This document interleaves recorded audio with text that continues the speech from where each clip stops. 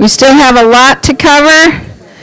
And I heard somebody say it's like drinking from a fire hose. There's so much information. Well, as you guys know, we've been researching this and living this for a couple of years. I know that most of the people in here have knowledge about what's on your property and maybe in your community, but finding out what's going on in the other states and some of the things they're doing is just sometimes overwhelming. But remember, we can get this done, but it's going to take all of us working together. And the more of our neighbors and friends, family that we can get involved to understand just how serious this is against the Constitution, your constitutional rights, but also the safety. So there's two issues. There's the constitutional issue and there's the safety issue. So even those folks that live in the big cities that don't often think much about the Constitution and their rights because they have people that are taking care of the roads, taking care of the water, taking care of this, taking care of that. As farmers, we're much more independent, but they're aware of safety. And so we need to get the message out. We need to get the message out. So our next guest are farmers, Jared Bosley and Mike Clipful? Okay. Did I say it right? Okay, so tell me how you pronounce it. Clipful. Clipful. Okay, so I was not too far up. We'll let Jared. All right, Jared? Yep. Yep, it's on. You gotta right. eat it. You gotta hold it up and eat it. Well, thank you everyone again for showing up to these things. These little get-togethers, they matter big time. She said, I'm Jared Bosley. I'm a fourth-generation farmer, currently raising the fifth. We got cow-calf operation and raised corn and soybeans, alfalfa, hay. I've been there. 1907 is when the ranch kind of started. I'm going to give you a story, well, kind of evolving one yet, of the things that I've been through, my kids, my wife have been through since this has started with this whole pipeline thing. So I was gone. It was the first part of May. I was up planting alfalfa for a neighbor. And my wife happened to be home recovering from gallbladder surgery. And she sent me a text. She goes, is someone stopping by the house for something? And I didn't know nothing about it. She said, someone was in the house and yelled, hello, hello. I was like, oh, I don't know nothing. Usually the parts guys, they just drop parts at the shop. So she got out of the shower, went down, and turned our cameras for Kevin over to the shop and followed this pickup. And they went over to the shop, and they went into the shop and then back out, and they sat in their pickup, and they kind of sat there and laughed a little bit the way it looked on the cameras. I had a couple signs like that hanging on the Quonset. We have been against this thing from the get-go. Nothing about this makes sense. Everything they do is a lie. So I've been very vocal at the county commission and across this, everything, trying to get people rallied up. This didn't just happen. We've been at 2 years of trying to get this stopped. But we are getting people to wake up now about this. Okay, I got off topic there a little bit. Back to story. So they go to the shop and then head back up to the field where this proposed pipeline is supposed to go. And she called. She goes, what am I supposed to do? I said, well, go up there and just see who it is. They're in an unmarked vehicle with Louisiana license plates on. Now, it doesn't just show up to the ranch very often. So she went up there, and when she got out of her vehicle, she called me. And I was on speakerphone.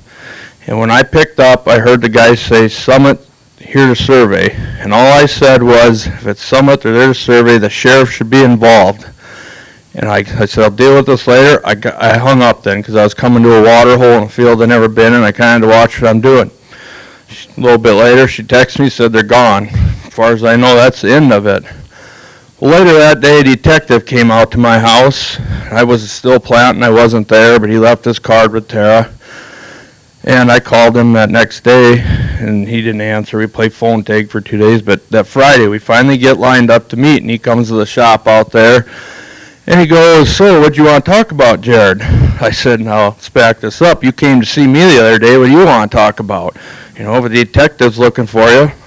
We call them. I'm not running from anything. I didn't do anything. I've been in the field all day.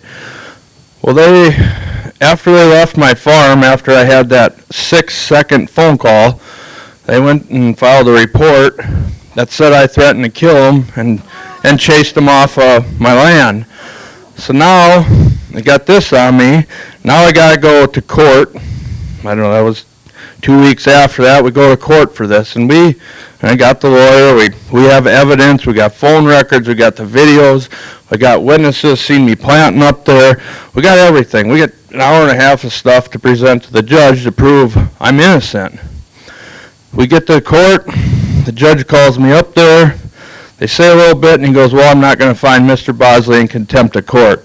But there's no reason to go through the evidence in this. We're not here to make this a circus.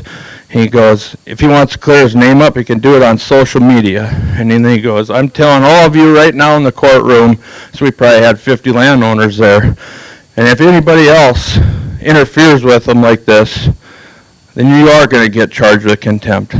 I never even did anything. I was 10 miles away in a field. I never spoke with them, never nothing.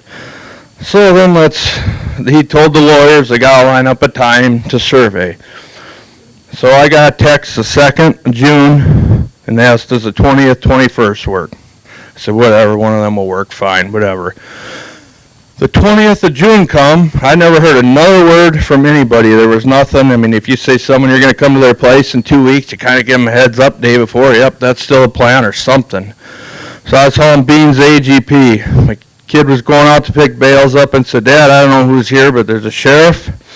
There's a semi with a big yellow piece of machinery on, and there's 6, 7, 8 pickups. I said, Jack, just go pick your bales up. You don't have to worry about this. You don't need to talk to a damn person. You go out there and you pick your bales up.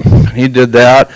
Well, my wife was working till noon that day. This is about 8:30 in the morning. She was home before I got home. The daughter's in the house. She's scared again. Well, by the time I got home, there was already neighbors coming over because the judge gave me a civil restraining order. I had to stay 100 yards away from them when they surveyed, but we're supposed to monitor everything they do surveying to survey for damage. It's tough to do that when you got to stay 300 feet away. So I just had to more or less sit there and watch all this happen. On your homestead, they drove through 4 sets of gates to get back, and they drove over new trees that we planted for future things. And go out there, and when they got there, they told the sheriff they would not be on any crops. 10 minutes later, they're in the crops drilling holes. They drilled down 90 feet deep. Yeah, that's the field there. That's the beans they drove on. And so wherever they drilled, yeah, that stuff is dead. Dead. Even the grass they drove on is dead. But this day, this made it real. Real. You know what can happen, but now it's real. So now you're sitting there, and you can't do a damn thing about it. And the sheriff's out there. We had the sheriff there because when this was going to happen, I didn't want him to make anything more up about me like they already did. I was 10 miles away last time, let alone if I'm across the road, what they can try to make up. But it didn't seem like that sheriff was there for me. I mean, it seemed like he was 100% there for them. It was just, it was the worst feeling you ever kind of want to have. You got so many emotions. Of course you're mad. People are trespassing on your land. They're trying to take something that's not theirs. We're all taught at a very young age, you don't take something that is not yours. This isn't like hard things to understand and comprehend. But they dug down there, and they said that they wanted to bore under that slough. So they dug there, they went across and dug on the other side, which maybe that makes a little sense, I don't know. But that same slough is a mile to the east, a mile to the west, and just northwest of us. They're crossing it in all them places, and they have not drilled any place around there. So is this a target thing again? I mean, we can speculate, yes, probably. Well, anyways, when they dig there, see that barrel? That fills up with a bunch of slurry and stuff that they're coming up. And they asked what to do with it. I said, take it with you. I don't want it spread out there. If the cows are going to graze it, and we don't know what they're digging up. That's how things happen. What happened to all this biosecurity stuff we're supposed to be worried about, but they get to come in and do anything. Well, when they left that site to go to the other one, they went down the road a little ways, and when it come back, that barrel was laying sideways. Couple guys went over, they went right out and just dumped the slop into the township ditch. Sheriff's there. We asked him, well, isn't that littering? He said, oh, it's a township deal. So good news, I'm on a township. We don't like littering either. Oh, wow, we're supposed to call you guys to clean this up. You don't put grass clippings in a ditch. You don't put trees in a ditch. We don't dump loads of crap in the ditch. And that's what they did. And he didn't do nothing. They don't get anything ever handed to them. And I've been talking to people. I push the state's attorney every time I go to a county commission meeting and ask them why nothing's being done. They trespassed, broken, entered, false affidavits in court. If any one of us did that, that'd be perjury right now on us.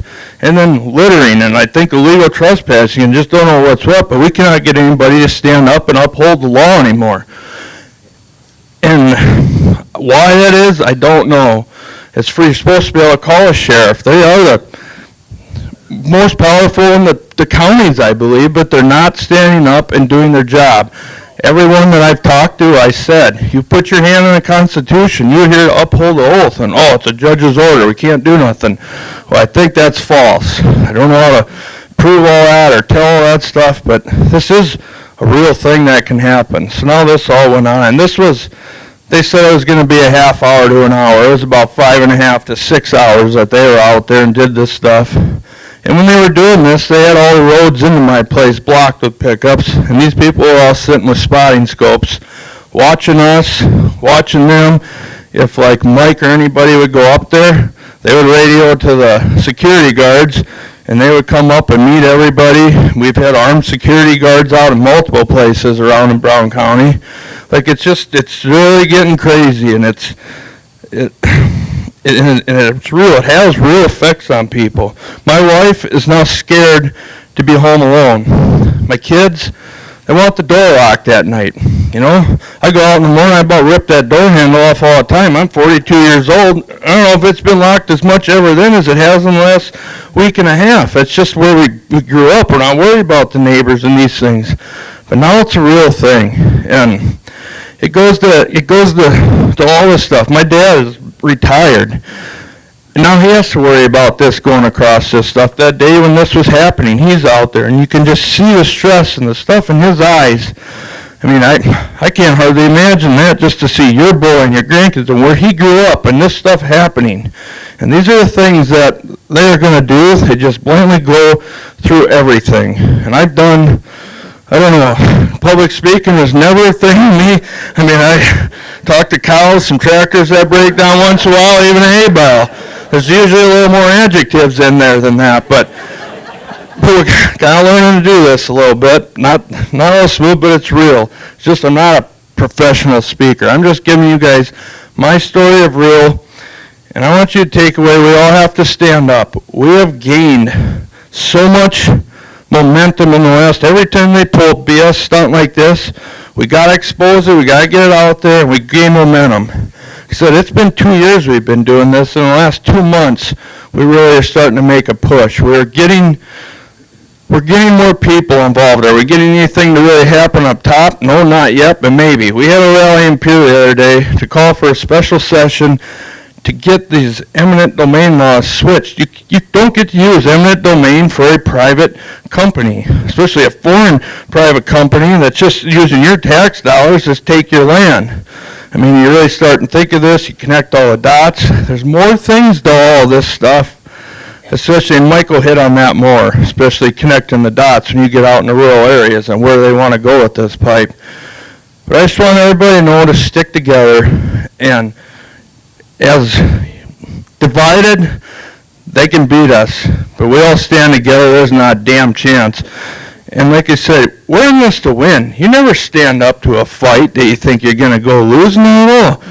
I mean, we're going to win this thing all the way. Is it going to be easy? Not by any means, and we got our biggest battles ahead. There's no doubt about it. But every day our army is growing, and we are going to stick together. And just like the picture over there with the little rallies, all these little rallies are coming together, and it's going to mean something damn soon to everybody. So thank you. Jared's story speaks to all of us. It happened to Jared. Thank you.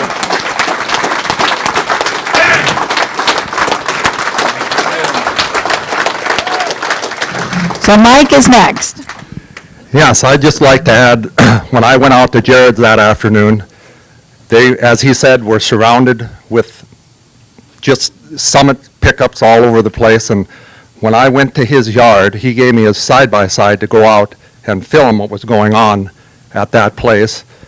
And he was kept, technically, in my opinion, sequestered, or he was under house arrest because that thing was less than 100 yards from his house. But in order to get there, I had to go through the trees, first through his farmyard, then his feed yard, then his trees, baby trees, and then out into his soybean field. And then I watched him drill holes into the ground 90 feet deep and do their thing. But I'm from the northern part of the state, way up by North Dakota, McPherson County, and I want to quickly tell you that I know how the pipe goes there for about 9 miles because we have neighbors and we understand each other and we talk and we do this kind of thing. But in that 9-mile stretch, there are approximately 14 farmhouses, 14 dwellings, and that pipe goes within 500 feet or less of every one of those dwellings. There are 3 farmyards that have more than one dwelling, mine being one of those. In every case, that pipe goes in between the houses of those 3 farmyards. So it appears that there's more going on here than just putting a pipeline in, because if they would move this line just a mile or 2 south, they could miss all of us. There's not that many of us up there anymore. We're probably 1 in 10 farms are left, and if they would do that, they would miss us all. But it appears that they're targeting us, and I can't think of any other reason, but I don't know why. We have reasons, but we're not sure. Thank you, and thank you all for being here, and keep up the fight. Thank you, Mike. We need to share these real stories with our friends and neighbors, with our communities. Next up is Doyle Turner. Doyle?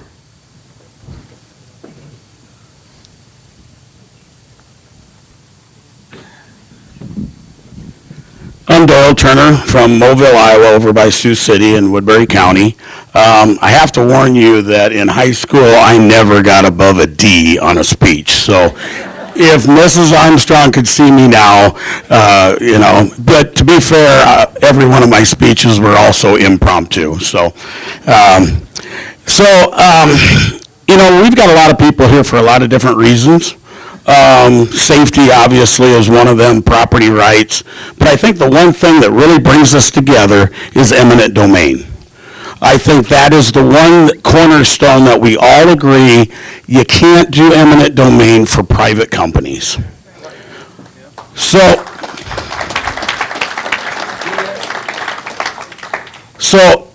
from a legal standpoint, I think Carol made a very good point, but I think the thing that we can really take away from this meeting is we got to use the shotgun approach here. This isn't the time for the sniper's rifle.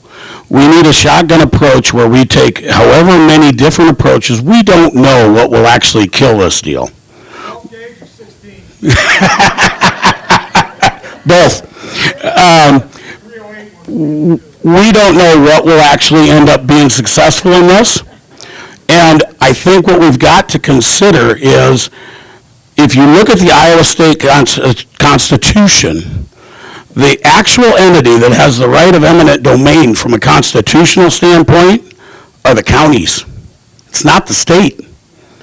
So we have the strongest constitutional right here are the counties. So what I've been doing is going around to counties and trying to convince them, not only do you have a say in this, you have the strongest say in the state. Because if Kilo is right and you have the authority to do eminent domain for economic development, well, guess what? You have the best standing for a case to fight eminent domain that doesn't create economic development. Because I'm here to tell you folks, the emperor has no clothes. There is no economic development in taking a valuable commodity out of state without adding value to it, digging a hole and burying it. That is a negative economic activity. So I've been working with two companies. It's Carbon Sink LLC and CAP CO2, and they have agreed to do letters of intent with every county in the state that has an ethanol plant, and they are willing to offer that they would put a methanol plant at every single ethanol plant, and that would make our pipelines absolutely unnecessary.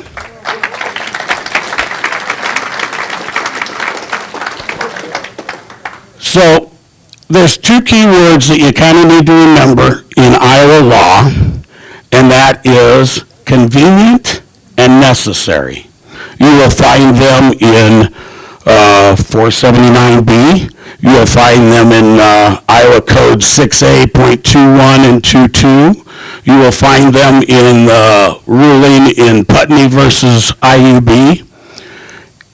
And the key to this is when you get to these county levels, and they're going to need permits from the county because 479 actually says that they have to meet these county regulations.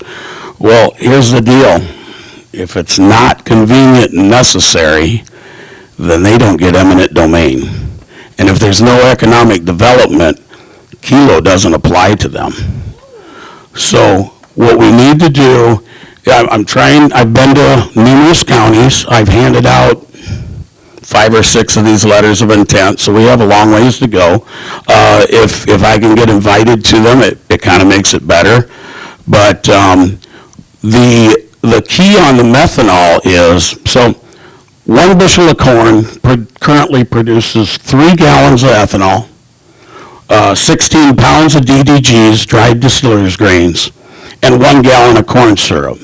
If we add a methanol plant to this equation, we get an additional 2 gallons of methanol to that same bushel of corn. That's a 66% increase.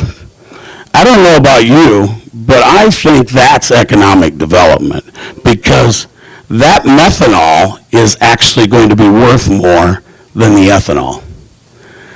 So we had a county board of supervisor who has a friend that works at Navigator, and they actually admitted to him that eventually all of this CO2 will be methanol. So as of March, I think there were 132 ships, and we're talking major container ships, that were converted or ordered brand new to run on methanol. Today there are 199. I always kind of, as a farmer, I look at, when people talk about something new, I wait till Cargill gets involved. Well, if you notice, Cargill's ethanol plants aren't signed up with pipelines. You want to know the rest of that story? Cargill's ships, their ocean-going vessels, are being converted to methanol. So what this really is, this pipeline boils down to a bunch of very wealthy individuals got subsidies from the government, and they duped our ethanol plants into giving them the rights to a very valuable commodity for this much. Now, they think they're going to get 45Z, but 45Z only gets paid for 2025, 26, and 27. Guess what? This pipeline isn't going to be done before 2027. They are not going to get any 45Z. They're going to get 0. And our governor, I am quite certain she's not dumb. She knows this. You know, we need representation that calls for adding value to our products. And we can take this product, we can make a valuable product out of it, and we can grow our economy. And this will create jobs, it'll create economic activity in our small rural communities that need it desperately. Thank you. Thank you. One of the things that I saw as we were debating bills in the legislature was the number of people who are farmers who came to me and said, we have to have these pipelines because without the pipelines, our ethanol industry will collapse.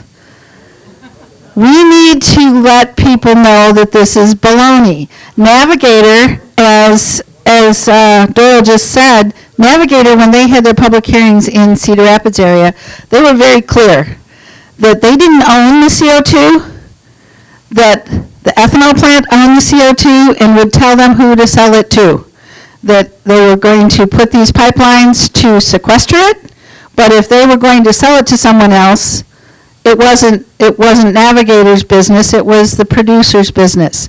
And that's where we knew that it was a trunk line, that any manufacturing facility that produced carbon dioxide as a byproduct, and you think about manufacturing facilities and how many do have, you see the smokestacks, that's steam going off or whatever, could tie in. And this is where you get your city folks to understand that if this happens, it could go through their neighborhoods. Wherever there's a manufacturing facility, wherever there's anything that has CO2 as a byproduct, can tie in, and if it gets eminent domain, it'll go right through their neighborhoods.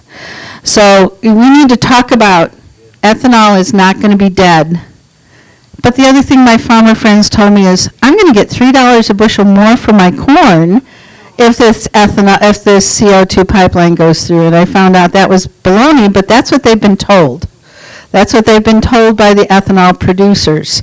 So they also, in our area, and I don't know about your areas, but in Lynn County, which is the second most populous county in the state, they mailed out flyers that said $1 a gallon if this goes through. Well, people took that to mean $1 a gallon less in fuel cost, but all it meant was they got $1 a gallon more for the ethanol producers. But the way they wrote it, the way the marketing did it, all of my neighbors who are little, they drive into the city and do their job, they say, whoa, we'll get this $1 a gallon discount on our fuel that we put in our cars if this CO2 pipeline goes through.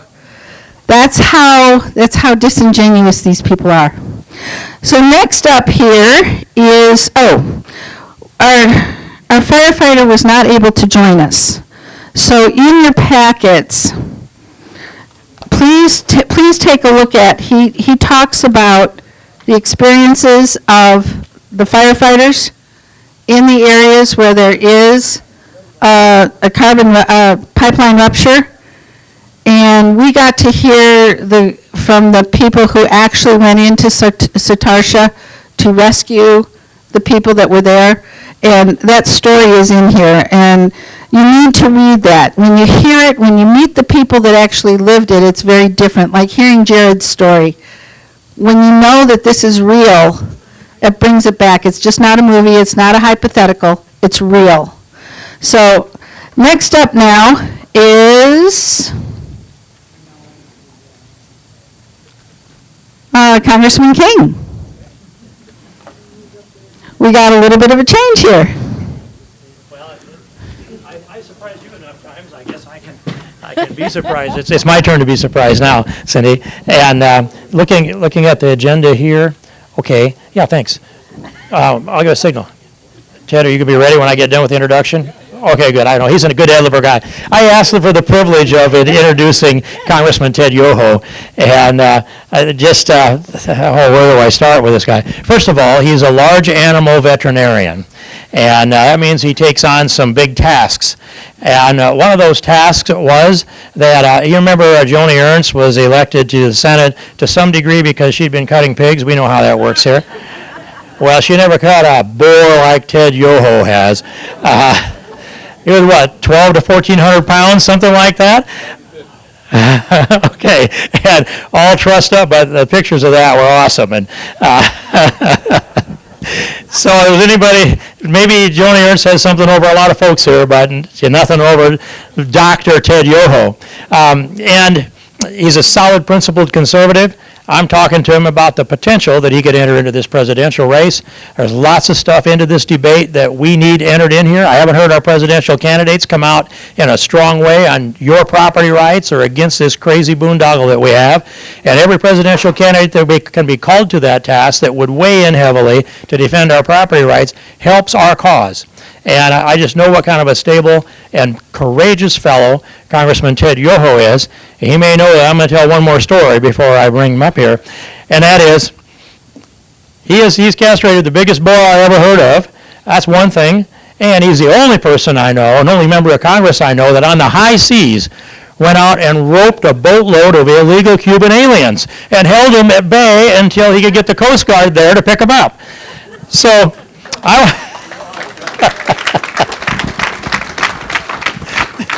I think nothing more needs to be said except out of the mouth of Congressman Ted Yoho, my great friend. I see so much. Congrats, Ted Yoho.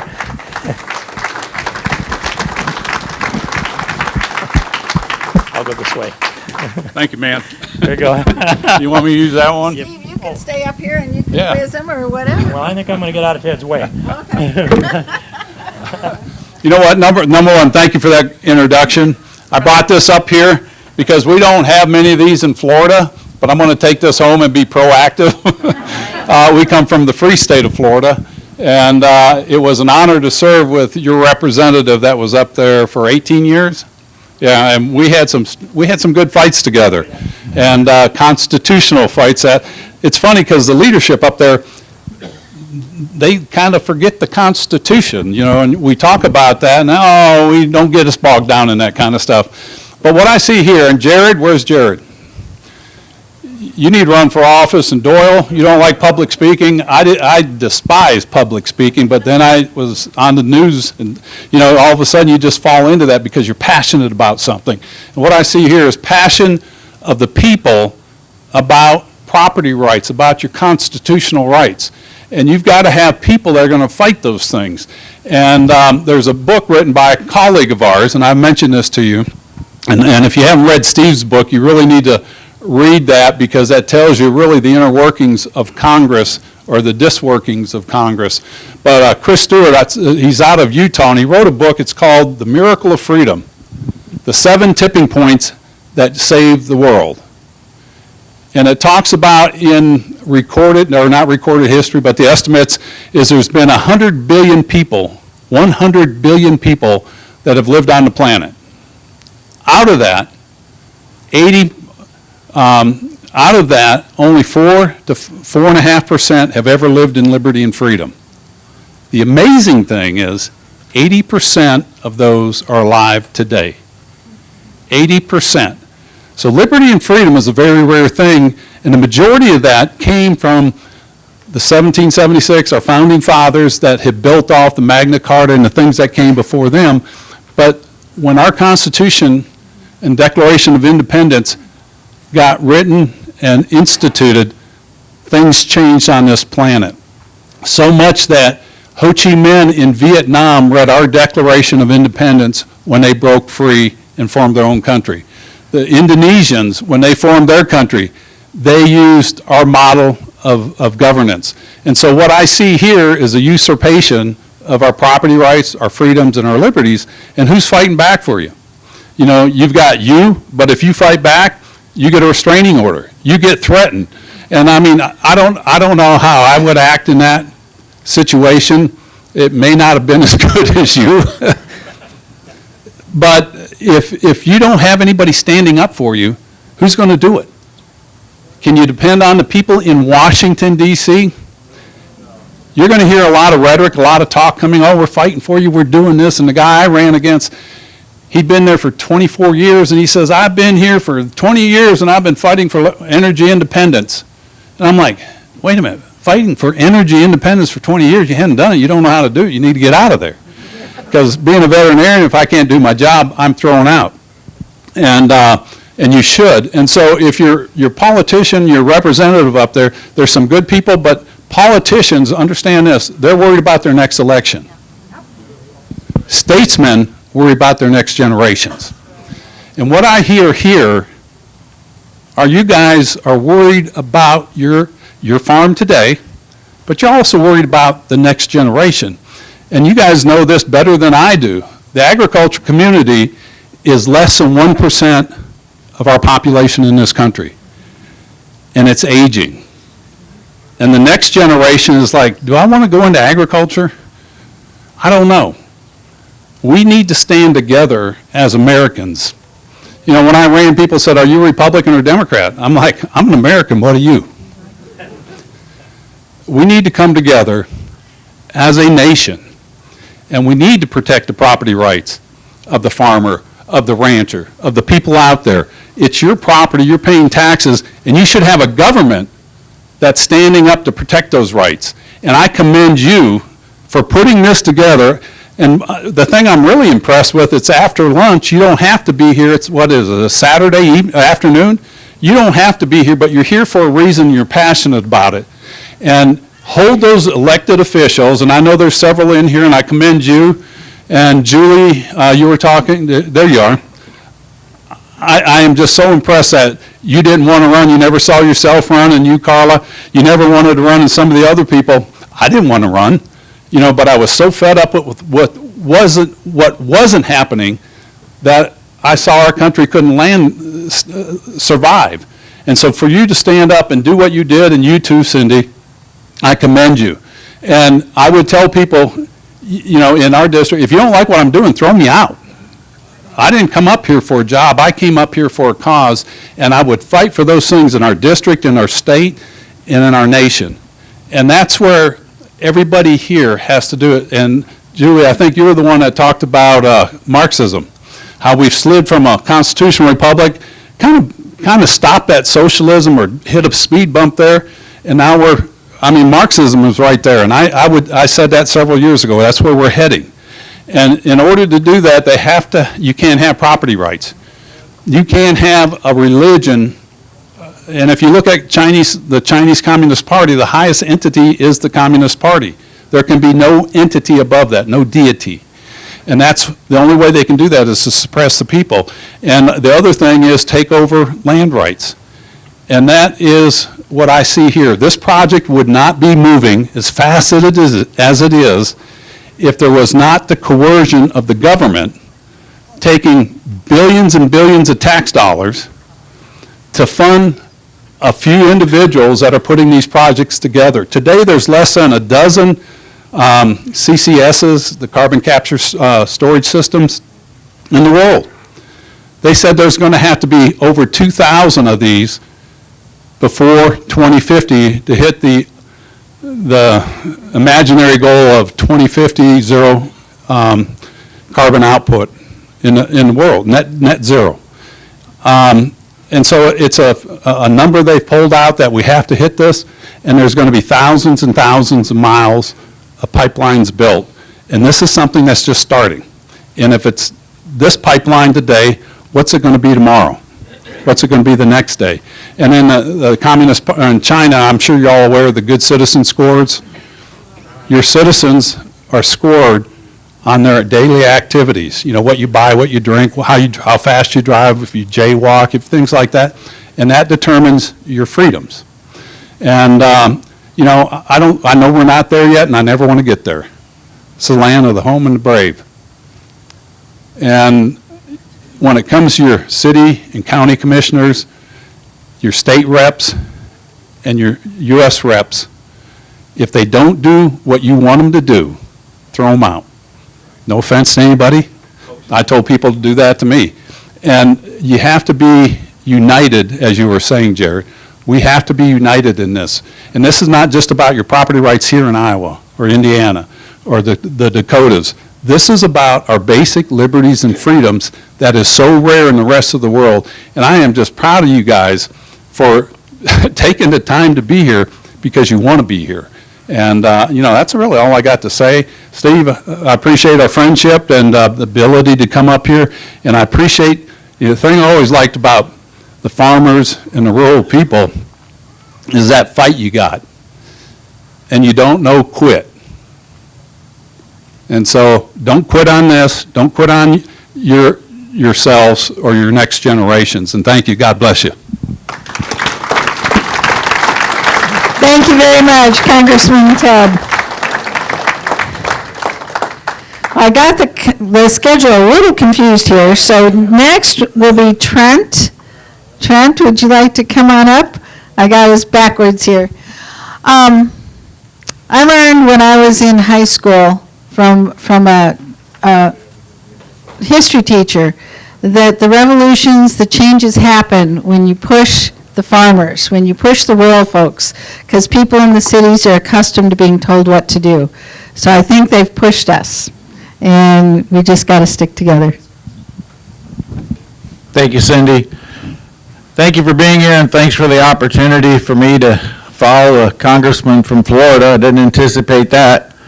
And until he tells me a story about castrating an alligator without sedation, I don't really care what he's castrated.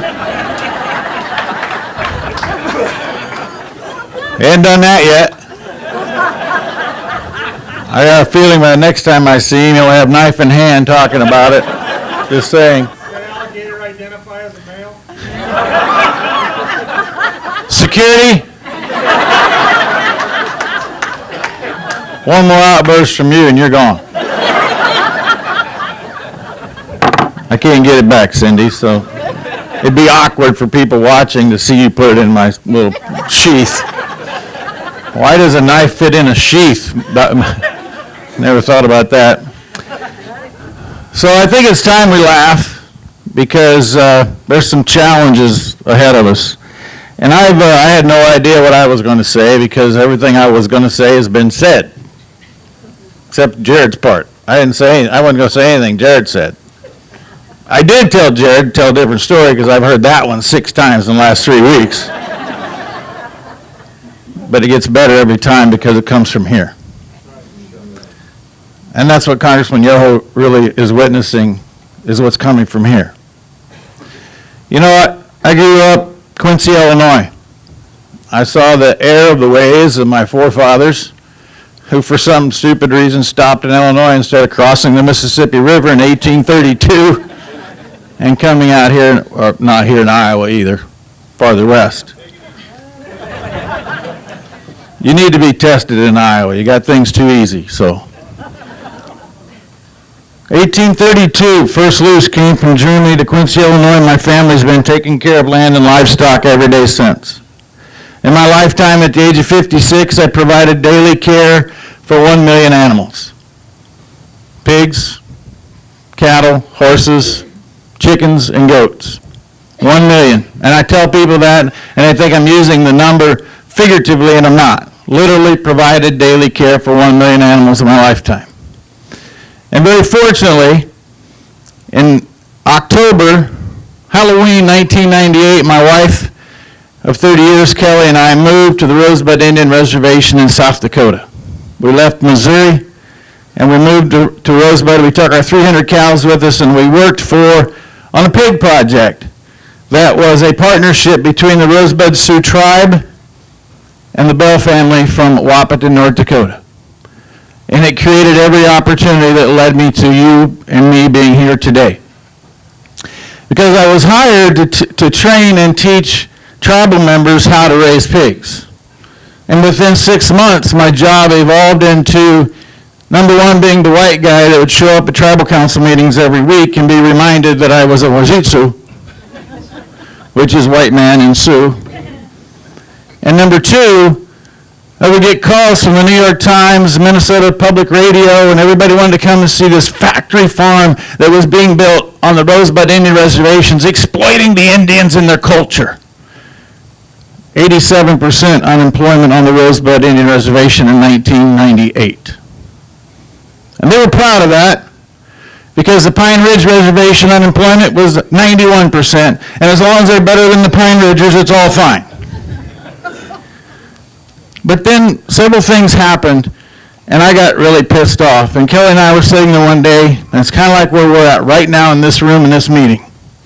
We're sitting there one day, and we said, you know, people don't know where their food comes from. They literally think it comes from the grocery store. And they're going to believe whoever tells them the most where their food's coming from. And if it's not us, we're not going to be happy with the end result. And about that time, 2 Hollywood pricks came to the Rosebud Indian Reservation and started talking about why we no longer needed animals for food production. And I was standing in Millette County, South Dakota, watching 300 people that all make a living from animals, soaking it up.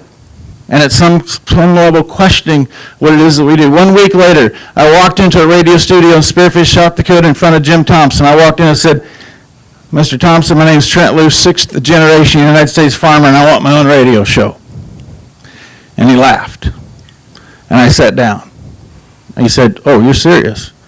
I said, sir, I'm not leaving until we get a deal. 3 months later, I began producing a program with him. 6 months later, I began producing a radio program called Loose Tales, where I identify the people and the places in rural America that truly make it what it is. And today, Loose Tales can be heard in 21 states on 100 stations with 3.5 million people a day. But along the way, I met several people that were very influential, and there was this guy who said, from Washington, D.C., he was working for the Center for Consumer Freedom. He said, Trent, you need to go to Northfield, Minnesota next week, because Robert F. Kennedy Jr. is going to be speaking there at St. Olaf College, and I'm talking about the fall of 2000. He's going to be speaking there at St. Olaf College, and I think you need to hear what he's got to say. So I go. I had no idea what I was going to encounter, and I stood in front in a press conference, and I listened to this guy who was being treated like royalty, and all of a sudden I heard him saying, people who are living and working on hog farms today are losing humanity. And all the climate change is a result of people living and working on hog farms and our livestock factories and all of these challenges. And it was the first time I'd really faced this up close and personal. And I'm like, what do I do now? I can't make a scene, but I got to let him know that he's stupid and get him straightened out. And all these people circle around him, because he's Kennedy. Then he screwed up. He went in the bathroom. So he's standing there, and I pull up next to him, and we're both doing our things. And I said, hi, my name's Trent Luce, 6th generation United States farmer. I was actually working on that Rosebud reservation that you were talking about, and I've been involved in agriculture my entire life. And I suggest if you're going to continue to talk about my industry, you get your facts straight, because I'm going to be there to hold you accountable. He zipped quickly. And for those of you who are going to ask afterwards, neither one of us washed our hands.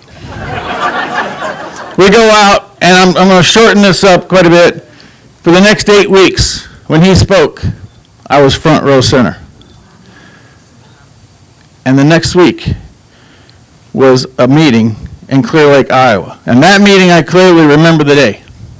April 3rd, 2001. Nope, I remembered the day wrong. April 3rd, 2002 was the day he was going to have the Hog Summit in Clear Lake, Iowa. Was anybody there? You know why I remember it so clearly? Because it was my anniversary. So while Mark Thompson can talk about what he has to do on his anniversary, I left my wife and went to a hog summit where Robert Kennedy Jr. is talking about he's going to tear down American agriculture at this summit. But what did we do the day before on a Friday in Des Moines, Iowa? We held a Faces of Ag rally. I helped organize with several entities and myself, Heidi Vitito from Washington County, and Patty Judge, who at the time was the Commissioner of Agriculture for Iowa. We addressed a crowd at the state capitol of 1,000 people. It was just as inspiring as you could ever imagine, because we're going to put the human element back into food production. And here's what I learned along the way. There have been a lot of challenges in what was going on in Iowa agriculture at that time. And who just left as governor of Iowa in 1999 in a surprise decision not to rerun? Terry Branstad. And the new governor, who was a Philadelphia lawyer, who had moved to Mount Pleasant, Iowa, and became the mayor, in 1988, he and his wife dedicated most of the year to campaigning for a guy running for president. Does anybody know what his name was? Joe Biden. So we have a meeting at the state capitol with 1,000 people all excited about putting the human element back into agriculture. And I'll never forget a longtime dear friend, the late Kay Christian from Ames, came up to me and she said, "Trent, this was so cool. My dad would turn over in his grave if he thought we had to come and protest to keep farming." And that's what it was about. And then the next day, there's one other little component of that. It took some money to feed all of those people that we fed at that rally at the state capitol in Des Moines on that Friday. Anybody want to guess? Because this crowd seems to be pretty intuitive on who's doing what. Anybody want to guess who funded our side of the equation? One particular pork producer, a guy named Bruce Rastetter, who owned Heartland Pork. And Heartland Pork was the target of all of these challenges. Heartland Pork grew as the Iowa's largest pork producer under the tutelage of who was the governor? Terry Branstad. Heartland Pork quit shortly after we had that summit. And then a guy named Bruce Rastetter created Summit at that time, and Summit got into what business? Ethanol, which was all about taking the subsidies from the federal government. So now, in 2001, 2002, I'm in Iowa in front of 1,000 people talking about the challenges from a guy named Terry Branstad, Bruce Rastetter, and Tom Vilsack. What has changed? What has changed? Here's what's changed. Now Terry Branstad's got a son that's working with Summit, and Tom Vilsack has got a son who's working for Summit. I'll be damned. I'll be damned. How did Tom Vilsack get from Philadelphia to Mount Pleasant, Iowa? I mean, since the covered wagon days, I don't think a lot of people made that trek. And yet in 1988, he's campaigning for Joe Biden, who puts in place the Inflation Reduction Act, who gets more money to Bruce Rastetter through the USDA, and a guy named Tom Vilsack. What about this surprises us? Here's what surprises me. We sit here and we talk about how the answer is getting more involved in politics. And that's what I've done. I campaigned in last year with Teresa Thibodeau, who should have been the governor of Nebraska. I was running with her as her lieutenant governor, and I spent last spring in the primary season campaigning day in and day out all across all 93 counties of Nebraska, and I learned that politics were more disgusting than I even thought they were. But I also learned that the opportunity comes from doing what we're doing right here and getting into every one of these counties and bringing awareness to folks that what you're dealing with in Clearwater, Florida is no different than what we're dealing with in Boone County, Iowa. There's one thing, Jeff Magrum, that hit me today that I hadn't thought about, and I'm going to ask you a question because I don't know the answer. Oh, you're going to have to deal with this, Matthew. I know you're in the U.S. Congress, but in the state Florida House in Tallahassee, who do the conservatives have power in, the House or the Senate? Yes, not the Republicans, the conservatives. Either one? I would say the House. Really? Carla, in South Dakota, who has the conservative power, the House or the Senate? Neither. Okay, we're going to go with the House as better than the Senate. Who kills every conservative project in South Dakota? Jeff Magrum. Who kills every conservative project in North Dakota? Mark. Cindy. Who kills every conservative project in Iowa? Who kills every conservative project in the United States Congress? Senators. I'm just an old cowboy from Nebraska. But when I see rustlers lining up that all wear the same sign on the shirt that says Senate, I start asking questions. And the question hasn't been brought up yet today, because we're all assuming that come November, we can go to the ballot box and who we vote for is going to get in. And what I'm seeing is that we have a ballot system that is being controlled to make sure that we give the people just enough of what they want in the House, and that we make sure the people who are in the Senate don't let anything happen. And I go to meetings all the time, and I sit in county meetings where I see division within our conservative groups who aren't even conservative, Jared. We have the Republican Party now split into 3 factions in every single state. Oh, by the way, I forgot one other state, Colorado, who I work with closely. Colorado Senate kills everything.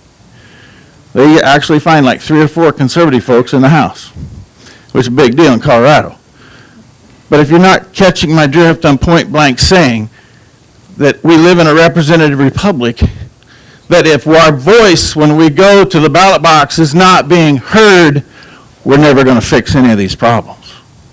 Because we could have a meeting and talk about what's happening to our kids that would be just as compelling right now, and at every turn, who throws a red flag? By the way, I just have to tell you that Nebraska does not have the same problem that you have in North Dakota, Jeff, only because we have a unicameral, we don't have a Senate and a House. But every state that I'm aware of, it's a Senate that's killing it, which tells me the algorithms are telling us who can be representing us in our districts. And to me, we don't fix any of this nonsense until we fix that. And we don't even want to talk about that, because we know how to show up and read the Constitution. Thank you, James, Judge. Yeah, I always carry a Constitution with me, but I always give them away to people who I think need to read it. So I was without a Constitution until James Judge gave me his. We always talk about, we just got to follow this. But the Founding Fathers pretty clearly said, nobody's going to follow it for you. You got to be the dutiful citizen to make it happen. And that's what we're about.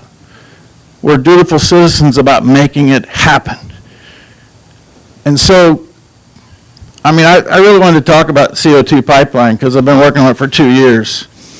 And 2 years ago, I told people that I'm personally going to make sure that we stop this after I went to a Northwest landowners meeting in Bismarck. And I had people look me in the eye and say, you're not going to stop this. There's too many people with too much money. I said, you don't understand the power of the people when we stand up and be heard. And today, those same people tell me, you know what, you're like 50% chance you're going to stop this. I said, well, when you get to 100, let's get back and talk. Because we're out there working, making it happen. But here's the thing. We all want to blame coal. You can go to the Department of Energy website, and they will tell you that coal across the board in the past 15 years has reduced nitrous oxide emissions by 78%. Have reduced sulfur oxide emissions by 92%. And I confused 2 numbers. Nitrous oxide emissions by 78% of the Earth's atmosphere is nitrous oxide. So coal itself has reduced nitrous oxide emissions by 88%, by sulfur emissions by 92%, and by CO2 by 27%. So it's not about burning dirty coal. It's about something that somebody said that you, I see, had a pretty interesting little dialogue with after, did you really call her a walking bitch? AOC actually said it one day accidentally. She said, this isn't about a new green energy. This is about restructuring society. That's what we're faced with. And that's what we have to fight and fix. Last week, how many of you heard about the rail car that went off the track over the Yellowstone River? I went there. I wanted to find out what's really going on. I went to Columbus, Montana. Anybody want to guess what year the bridge was made that collapsed, that the train fell in, 17 cars fell in the Yellowstone River? 1917. My grandpa was born in 1918. He died at the age of 88, lived a great life. What about that bridge? Holy shit, bridge was built in 1917. We're still running trains across it with toxic materials. So what went in the Yellowstone River? Molten sulfur, and liquid petroleum liquid petroleum ash. Thank you, Matthew. Liquid petroleum asphalt. That's exactly right. That's what went in the Yellowstone River. So I go last Wednesday night. I go to Columbus, Montana. I'm sitting through this public hearing. And the local folks did a great job walking through why we didn't have to be concerned, how everything was nice, it's going to be okay. And what they did from the first responders, we got to say thank you. Let's just give a round of applause to all the first responders in the United States who are volunteers to show up. And then somebody asked this young lady from the EPA who really pissed me off because she was like, I'm here to help you and work. I mean, she read the book, I'm here from the government, I'm here to help. Like I wanted up there and kick her ass. And somebody asked her about the sulfur. The sulfur's in the water. And she tried to answer, and then she said, oh, well, we have an EPA biochemist up there. Paul, would you tell him about the sulfur, molten sulfur in the water? He stood up and he said, really, these are globular sulfur components, and they're not going to dissolve. And even if they did, you as a human being would not be able to ingest enough sulfur to cause a problem and be toxic to you as a human. Okay, that kind of makes sense to me. So then when the meeting got over, I buzzed right over to the biochemist. I wanted to know, hey, Paul, you really think that there's no danger the sulfur in the water is going to cause any human impact? No, he gave me all the same line, you know. And I said, well, then why did the EPA ban sulfur from diesel fuel? Oh, that's a great question. He said, because you see, you take the sulfur, and it's as an element, it's fine, but then as a gas, it gets up in the atmosphere, and you get acid rain through the sulfur, and then it comes down, and it causes a potential problem. I said, Paul, I'm just a cowboy from Nebraska, but what you just said is you take sulfur in the water, which isn't a problem, and you mix it with 2 parts oxygen, which is what sulfur dioxide is, 1 part sulfur, 2 parts oxygen, and then you put a little H2O back through it, which you just told me wasn't dangerous in the river, and it comes back to Earth through the sulfur and brings it back to the Earth, and it's dangerous. You know what he told me? I'm from out east, and you Westerners just don't think like we do. I said, Paul, here's what I know.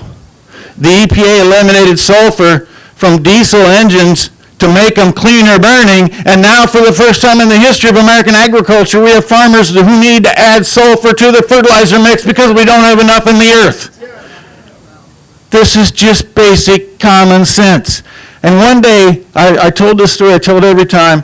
I thought it was funny, and it's no longer funny, because it's kind of what drives me every time I go somewhere. I drink a lot of coffee, just kind of wired that way, but I hate those lids.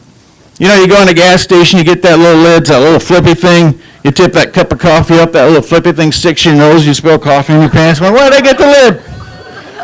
So I go through La Crosse, Wisconsin. I cross the Mississippi River, I go in a gas station, I set my lidless cup of coffee down in front of the young lady behind the counter, much younger than Cindy, she was at least 50.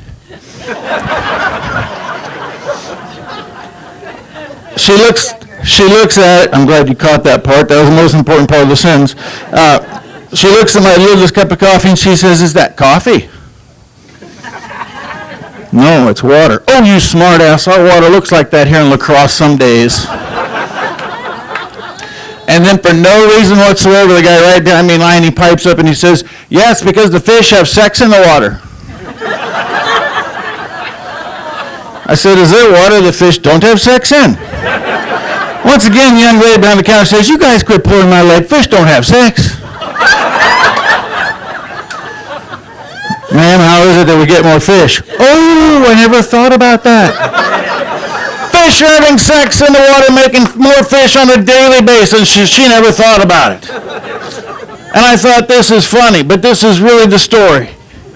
We're sitting here today complaining and getting a fire in our belly because people don't understand science. And more importantly, they don't understand science. Now we're being lied to about science. Just think about nitrous oxide. Here's the biggest lie we've had in my lifetime.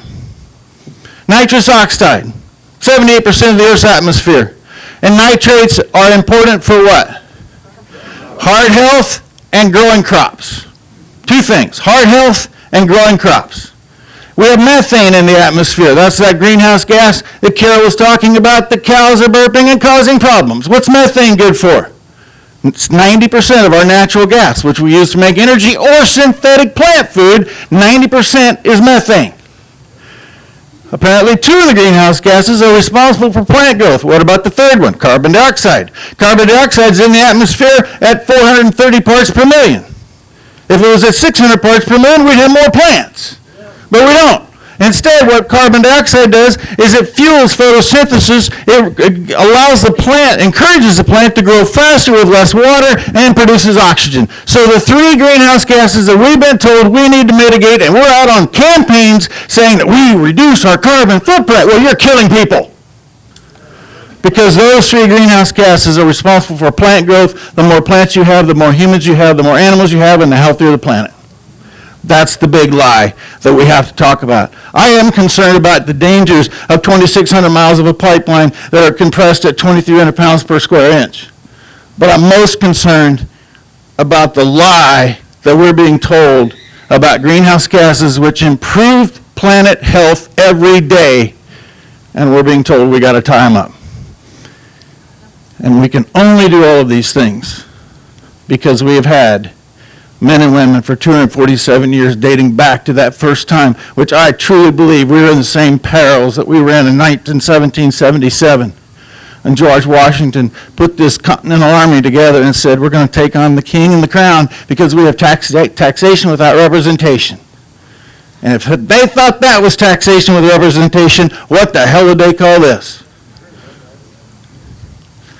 But what has happened is that for 247 years, men and women have picked their hand up and said, pick me, I want to risk my life to protect freedom, and give those folks in 2023, and the kids that aren't even born yet that Jeff's talking about, the opportunity for freedom and liberty in a small section of the world, like Congressman Yo was talking about in terms of the numbers of people who have the liberty that we have, and now it falls upon us to do what our forefathers did.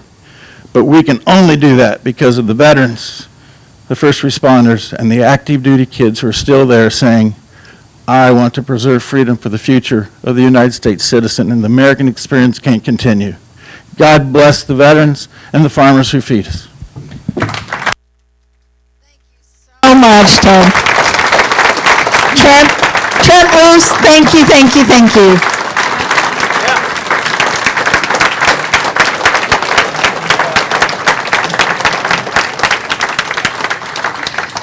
Next up is our energy advocate, Anna Ryan. And we'll get to hear some really exciting news. Anna? There you are. Okay. Hi. Over here. Okay. Well, I think a number of you have seen me standing up at the front of the room in pipeline meetings before this, and I'm kind of excited that today I get to stand here and talk to you in shorts instead of business clothes. But for those of you who don't know, I resigned from my position at the Office of Consumer Advocate in May of this year. Before that, I spent a year and a half representing OCA on the carbon dioxide pipeline cases. During that time, I think I visited at least every county at least one time that these pipelines are going through. And I want you to know that when you were there and you were talking, I was listening. And I heard you, and that's why I'm here today. And it was not an easy decision for me to leave OCA, but I am much happier being here today with you than I would have been if I had stayed. And so I'm going to talk to you a little bit as, you know, a lawyer who has, 12 years of experience in this field, who knows what the process is going to be at the Utilities Board and what your rights are and how they need to be enforced. And I think that one of the key features of that I want to follow up on something that Trent mentioned that I think is really important as we approach these proceedings is, Trent, you were talking about the importance of keeping the human face and the human aspect of agriculture. And I think that that is something that is oftentimes lost in the law. And I remember being a law student, and when you're in law school, they drill into your head that when you're in law school, you're going to learn to think. Stop thinking like everybody else, think like a lawyer. And that has a lot of insidious ways of affecting your life.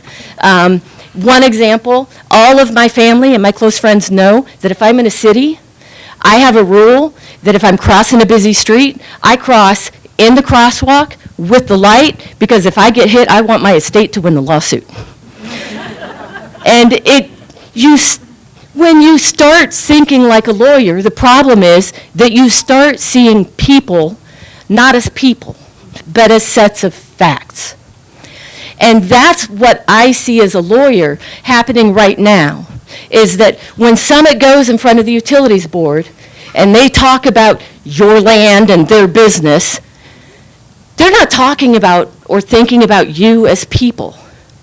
You are just a fact that they want to apply the law to. And they want the Utilities Board not to see you as people, but to see you as facts. And I think that that's the important thing for us to keep in mind going forward, is that you are not facts. You are people. You have rights. And I'm going to be doing what I can throughout this process to make sure that your rights are upheld. And I want to tell you, since leaving OCA, when I was at OCA, I got to spend all my time working on this, and that was great. But OCA kind of stays out of the public side of things a bit. And I didn't get to know you all very well. I knew you were out there.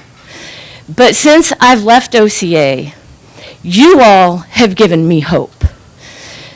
I didn't have so much in May. I was feeling a little despair. But since then, the more I have interacted with all of you, the more hope I have. Because I have seen what a great coalition can come together when Iowans who have shared values work together to enforce those values and to act on those values and try to make a positive influence in the world. And you all are doing a great job at that, and I want to thank you for that, and thank you for giving me hope. I also hope that I can give you a little bit of hope today, because I can tell you from my experience in this field, we are still very early in this process. And I know that as the hearing date set by the IUB gets closer, the pipeline companies are coming at you harder and harder, and they're trying more and more tactics to strong-arm you into signing easements. Ignore them. We are still very early in this process. This has years more of litigation that is going to happen. And there are still ways that, I think you're going to be seeing some things in the next few weeks about how people are going to be willing to step up and fight for you and help make sure that your rights are represented. But I also want you to know that even when you don't see it, sometimes it might be hard to know what's going on, it's hard to see, but even when you don't see it, we are there. We are working for you, we care about you, and we're going to do everything we can to make sure your rights are protected throughout this process. So again, just thank you all for everything that you're doing and for making me feel like I get to continue doing what I like doing and doing it in a way that matters.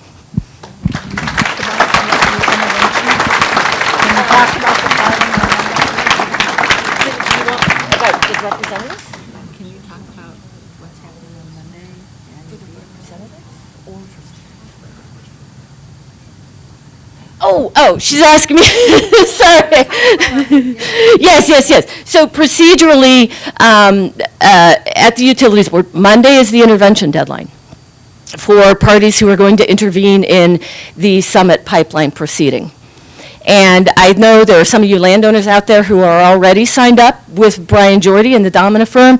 And I know also there are some of you who have not yet signed up with them and have heard that he's not able to take on any more landowners. Don't panic if you're one of those people.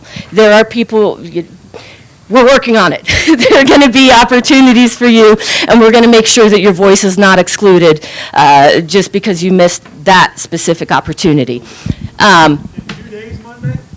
2 days Monday, Yeah. yes. And then Monday afternoon, there will be a status conference in the Summit proceeding at the Iowa Utilities Board. There are going to be some new parties intervening between now and then. We have the forms that if you're a landowner, Yes, as Kathy, not signed up with a lawyer, you can choose to intervene You just have to put your county and your name on here, and you can choose to intervene too and speak. Yes, and so as Kathy is saying, they have intervention forms. If you are interested in filing one of those, you can fill it out and submit it to the Utilities Board. If you are an Exhibit H landowner, you do not need to intervene. But if you are a neighbor or a tenant or another concerned citizen, Kathy have can the help. form.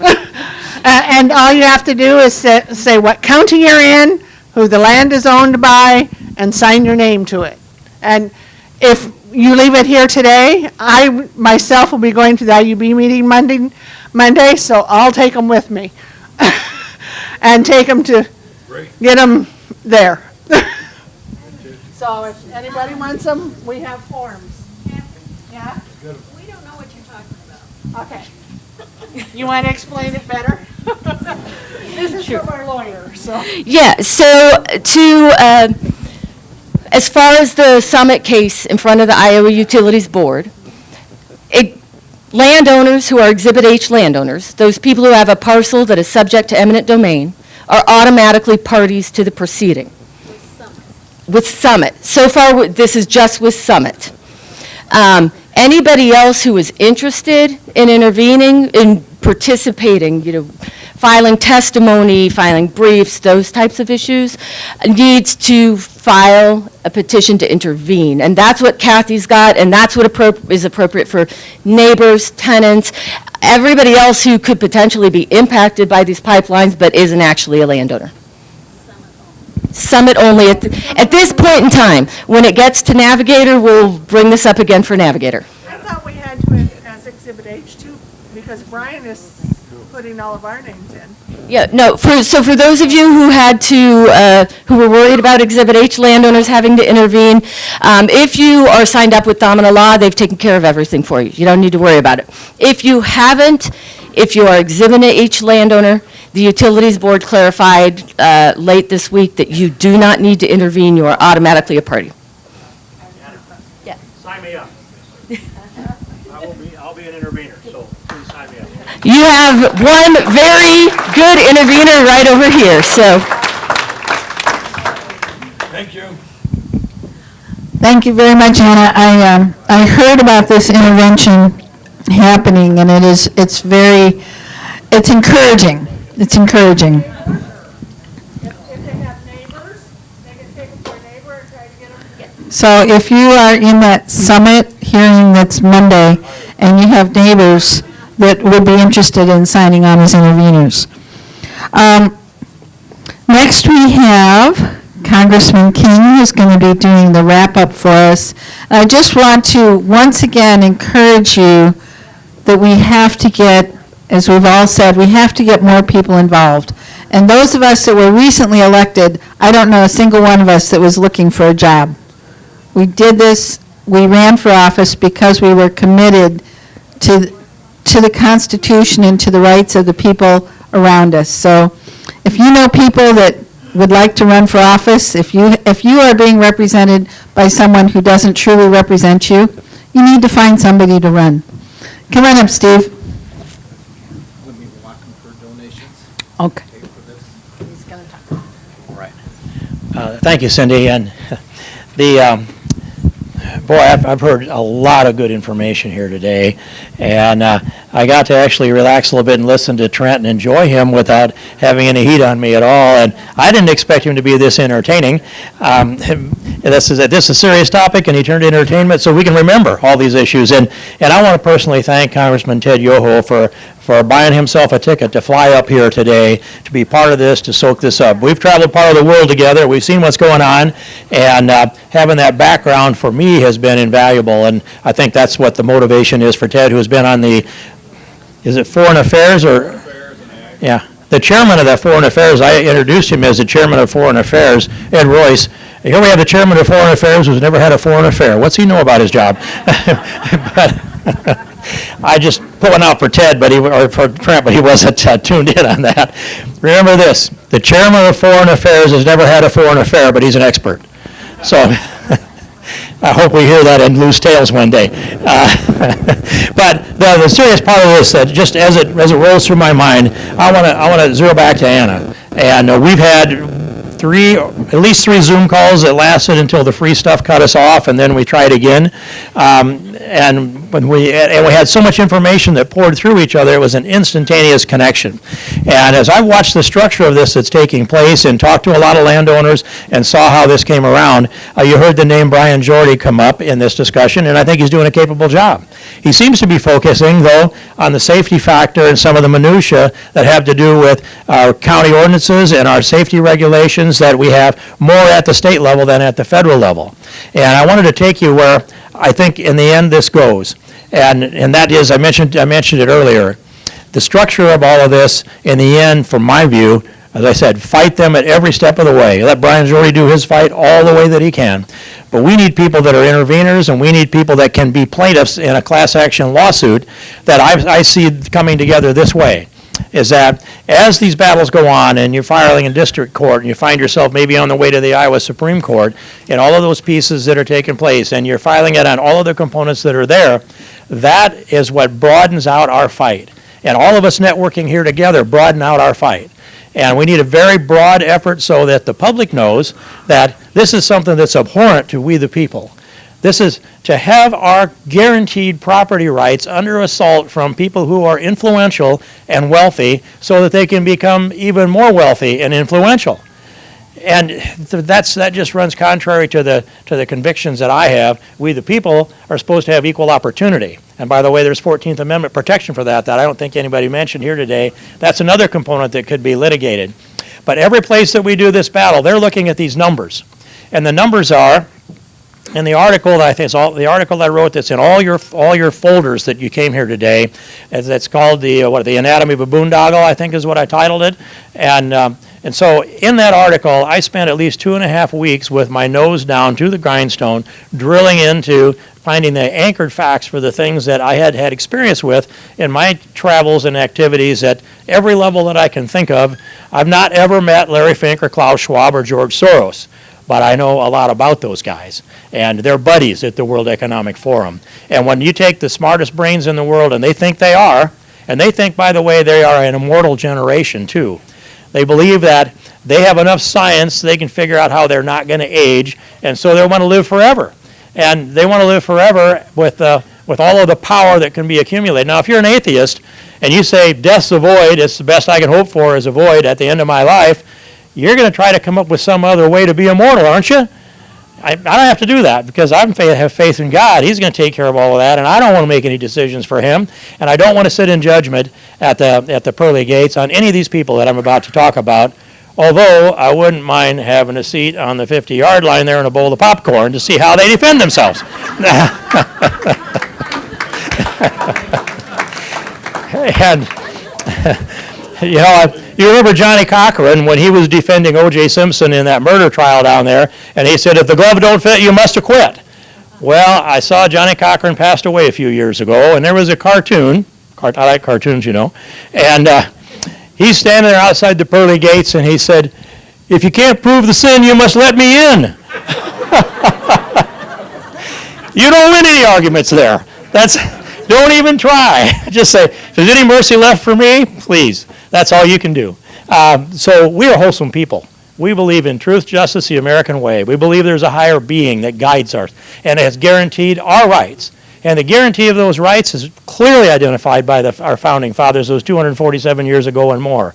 And I'm inspired by the knowledge they had, the things that they knew, the wisdom that's written into this. I was talking to somebody earlier that about a piece, the Declaration of Independence, the life, liberty, pursuit of happiness.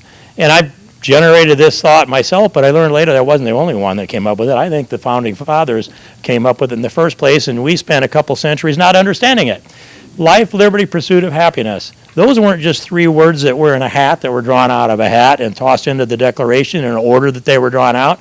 They were carefully understood from a theological standpoint and I'll say a practical standpoint, that our rights come from God and there's natural law. And so if you're going to pursue happiness, go ahead and do that, but they weren't writing about a tailgate party or a happy time sitting around the campfire. they were writing about what you do with his gifts to you. And there's a Greek term that they had in their definition of pursuit of happiness, and it's called eudaimonia. Now, whether I pronounce it right, I don't know, but it's eudaimonia. That's the spelling of it. And eudaimonia is not just that tailgate party or that campfire chat. What it is you, each one of us, have an obligation to take the gifts that God has given us and develop them to the fullest extent. And that means to develop them physically, develop it intellectually, develop yourself spiritually, so that you are the package that can do the most good to glorify Him in your life. And in exchange for that, we don't need to make a deal, do we? Just, we ought to be living our lives happy that we can serve in that capacity. Our founding fathers knew that. So in pursuit of happiness, you can do all of that stuff and develop yourself according to the definition of eudaimonia. But you can't use any of your pursuit of happiness to trample on someone else's liberty. And you have the liberty that's written into our Constitution of protecting your property rights. Property rights, they were the words that John Locke put in, life, liberty, and property. And so property stood very solid. I don't know what the negotiation was when Thomas Jefferson, lonely for his young wife, was writing the Declaration of Independence with a little advice from John Adams. But they somehow made that little marketing deal in there and put in pursuit of happiness instead of the term that would have been right to property. But in any case, property is a liberty, and you have the God-given right to protect your liberty with all that you have, as long as it's constrained by the law, but you can't trample on someone else's life, because life is the highest value that there is. And our founding fathers knew this, that the life is the highest value. Your liberty, you can use your liberty, your God-given liberties. You might be trampling on somebody else's pursuit of happiness in the process, but if it's real liberty, if those guys aren't happy at Summit because you're defending your liberty, tough. They're going to have to explain that outside the pearly gates someday too. And so that's how this structure sets. And I'll just take you to the World Economic Forum again. This is, as Tammy so well said, what we're talking about here is just one arm, one tentacle of the big octopus of one world government. And I was not a person who was steeped in that deeply for years. I saw the pieces coming along, but I had to start looking a little closer when I started to see the pattern come together. And so I have about that much in a folder out there of the stuff that I've drilled into and taken notes on and marked up that comes out of the World Economic Forum. But the World Health Organization is essentially formed and run by the World Economic Forum. The United Nations, same thing. And so when you see this coming at us, this is a transfer of your wealth, our wealth, into people that are already wealthy. And we get nothing back for it. There's not any way to ever measure a return on the investment of what would be trillions of dollars going into sequestering CO2 carbon. There's no possible way. There's other things that are pretty crazy, like we're worried about sea level rising. Are you? Who could measure that? I sat down with the dean of the engineering school at Louisiana State University, LSU, Baton Rouge, I believe they are. This is right after Katrina, and I've been down there 4 trips down there to try to help those people. They had a lot of New Orleans underwater. And I said to him, well, what's the finished floor elevation of Charity Hospital compared to the Superdome? What's the finished floor? And he goes, well, we don't know. What? How can you build a building? I'm a contractor. And we nail our stuff all down to the elevations that we have here, which I presume were shot clear down at sea level and mounts all the way up here. We put hubs in, and that's our finished floor elevation. We know what it is, like 1,430 feet or so is about what we have here. So he said, well, we don't know what sea level is. And he's the dean of engineering at LSU, and he's the guy that's giving them advice on the results of Katrina flood. And I said, well, why not? He said, well, because you can't measure sea level, because you've got tides, you've got wind currents, and the water goes up and down, and the water in the oceans expand and shrink according to temperatures. It's moving around all the time. There's no way you can go out here and drive a stake into the ocean and put a magic mark on that and go, that's sea level. I mean, you can do it, but it's not going to be sea level. So how can we figure out that sea level is going to rise if we don't know what it is? And so I looked into this. How do we decide what sea level is? Well, now, and I had as a guest speaker, I'm not sure Ted was there at this one, Dr. Stevens from University of Alabama, who manages and regulates the satellites, their global weather satellites, and they take these shots down on here. And so here's what they do. I had to go back and look it up again because I didn't remember all of what he said, but it's this. they have multiple shots from satellites from way up in outer space, shooting down to this water level and reporting back to them on what the water level is.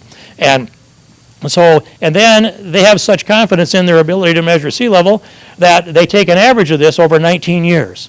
So whatever they can measure 19 years ago is going to be less precise as what they can measure today, but they just keep getting their system refined more and more, and it's a 19-year average, and so what they do is they drop off the 20-year-old data, and they add on it the fresh data, and they go, yeah, this is sea level.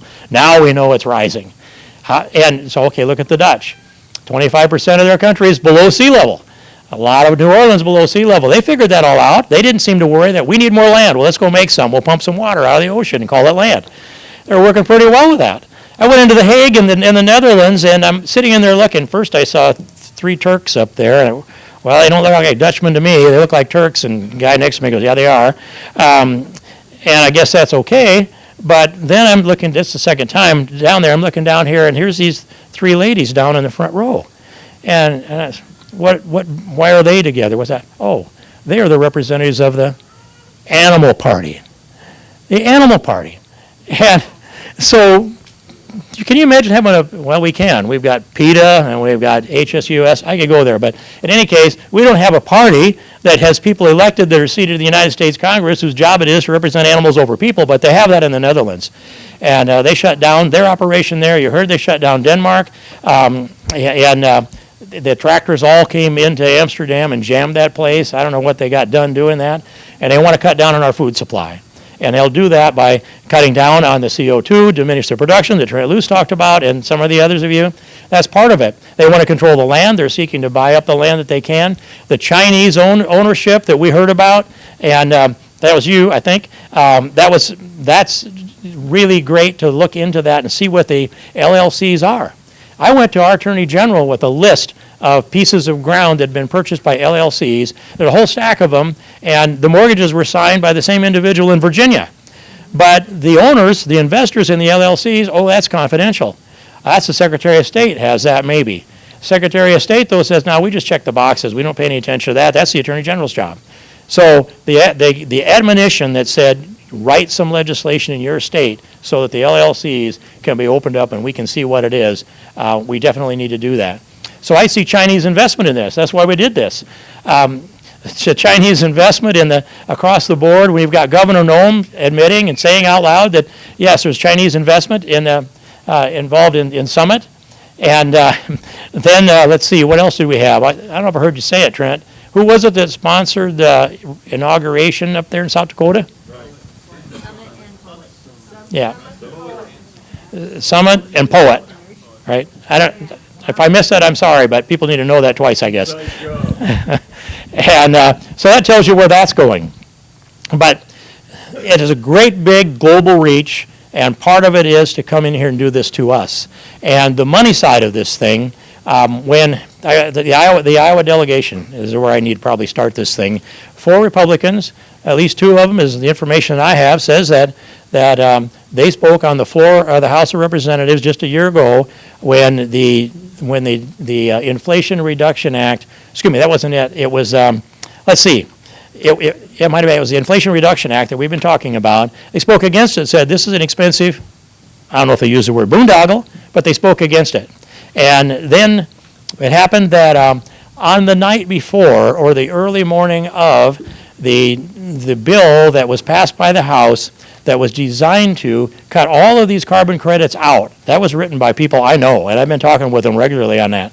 So that carbon credit bill took all of these credits out, the 45Q and the 45Z and a couple others that I wasn't concerned about. And so there they said, what's the Iowa delegation? Never read on anything. Can you think of anything that any one of them stepped up and said, hey, I own this issue nationwide or maybe even globally? I'll bet you can think of a couple for me for that, but I can't find any that they did. Well, they took the leadership that night, and Randy Feenstra and the other 3 were in, they were in Kevin McCarthy's office at 2:30 that morning, figuratively speaking, pounding on his desk to put those carbon credits back into the bill that the House was ready to strike from it. And they were proud of it. And Zach Dunn made these statements on Simon Conway's radio station. By the way, he said that if he weren't down there in Stockton with the USS Iowa today, he would be here, Simon. And we like the job that he's doing, and I'm thankful for him. So they're pounding on the desk of Kevin McCarthy at 2:30 in the morning. Well, the governor calls McCarthy. This is published also. And it's all about, it's the governor and it's the 4 members of the Iowa House delegation that are pushing these credits back into the bill. And the only thing they ever fought for, and they had just the leverage to do it. Now, they didn't believe in what they were doing. I know they can't understand this issue. It took me a long time to figure it out. So if you don't believe something, it can't really be, if you don't have knowledge, it can't be a conviction. And the convictions just don't spring up out of nowhere when they were against the thing a year ago. So what happened? I'll tell you. Bruce Rassler made at least one phone call. And I don't know if it went to the governor's office or if it went to one or more of our Iowa delegation, my Republican people, but they were mobilized and they were animated, and they got all of those credits stuck back into that bill. And what it says is it sets a precedent that to peel them out again is going to be nearly impossible from a political standpoint, because they've already put their marker down and they're not going to change. They finally took a stand, but it's against our property rights. And I am troubled by that. And I will tell you also, at the state level, when you look at this, it's like, I just do it this way. People say follow the money. And that's kind of a simple way of doing this, follow the money. But there's about 3 components of what really happens. The money's a piece of it, and I'm not going to say very much about that because we've already had some conversation, but you can go there and look if you want, and I have. Second thing is, there's the familiar relationships that go on, the buddy-buddy stuff that goes on. You're a member of our club, so this is how you vote. One of the reasons I ran for the state senate was back then they had a bill for parental notification, and I'm looking at what's going on there, and my state senator was in for 24 years, and there was the parental notification meant that a parent, by the definition of the bill, would need to be notified if their child was to get an abortion if they were a minor. That's a long time back, and look, we made a lot of progress on that subject since then. But there was an amendment, they defined parents. A parent that could be notified is either, parent, legal guardian, aunt, uncle, brother, sister, and grandparent, or grandparent, grandfather, grandmother. And I looked at that and I said, you left out neighbor and family cat and family dog. You want to cut this thing to the point where it has no meaning, which was their intent. And I sent a fax down to my state senator, and I told him, support the Banks Amendment, which defined it down to parent or legal guardian. That's it. That's what parents are. And otherwise, it'd be like a half-sister in Arizona that had never met the person gets a certified letter, and then the baby is destroyed. So he called me back later that day, and he said I wasn't able to support the Banks Amendment. And I said, why not? And he couldn't defend himself. He finally got down to the point of, well, that's not the people I vote with. Can you imagine? Life or death comes down to, that's not the people I vote with. And I know it's the difference of lives. So if that can happen on that issue, right to me as a constituent of my state senator back in about 1995 or so, look what's happening at this very high level with lots of political campaign donations and dinners and buddy-buddiness and clubbiness and these things that take place. And not only that, but selecting who's going to be in the House, who's going to be in the Senate, who's going to be defeated in primary races because they oppose this pipeline, who gets $11,000 dropped in a week before the race is over and pulls it out at the last minute because of that money. All of that can be traced back to the people that are running the party, the people in the highest level of hierarchy that there are. And so how do we win? And one of these things is, I don't know if you started that bucket around, but this, I feel like a pastor when I say this, but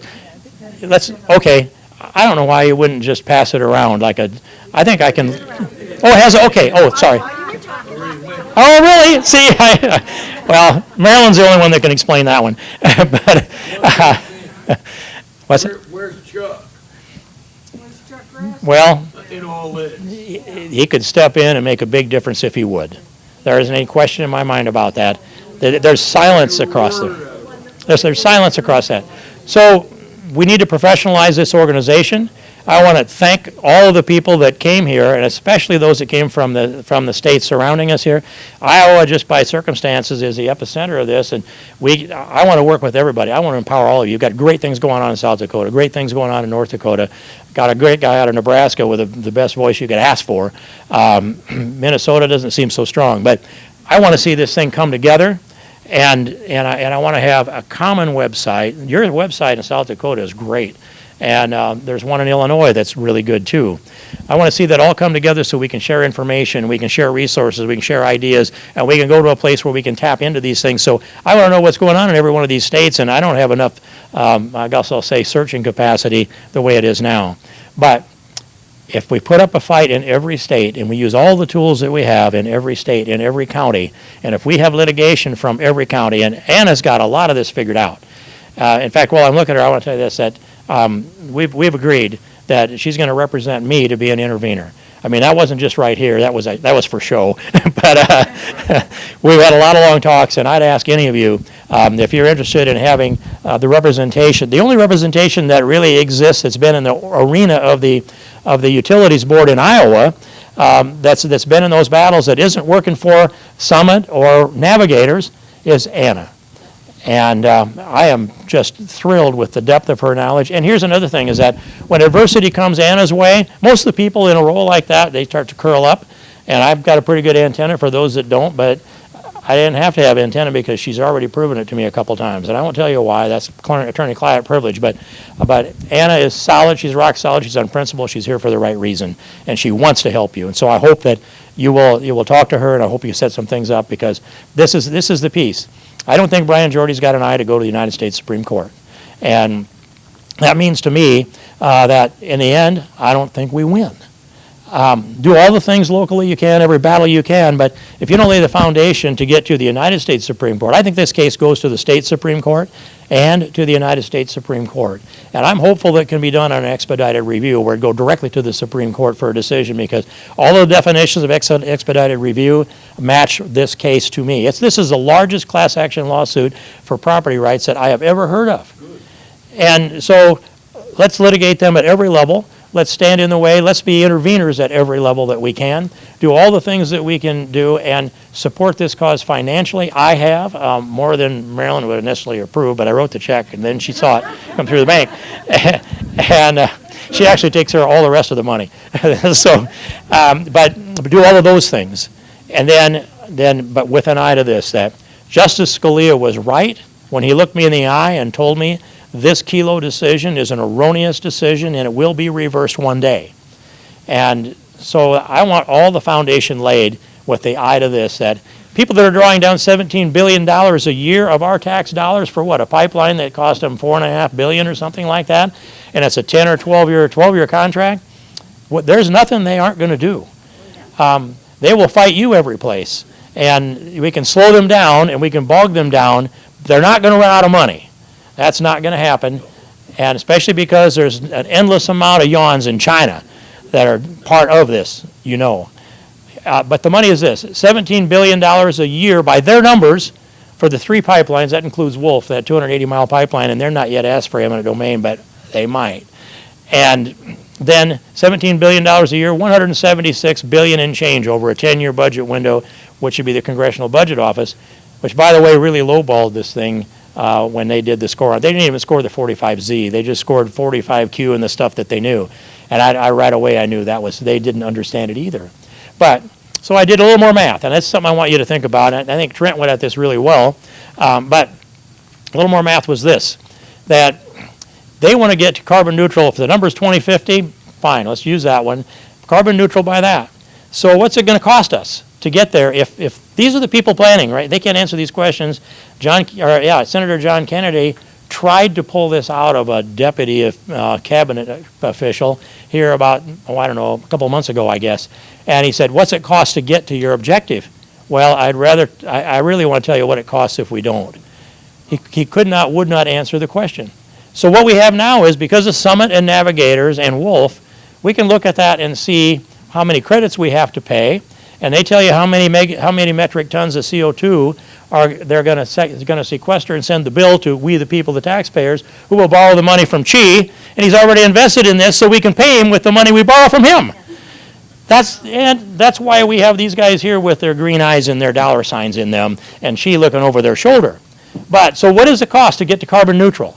That's their objective over and over again, carbon neutral, carbon neutral. What's the cost?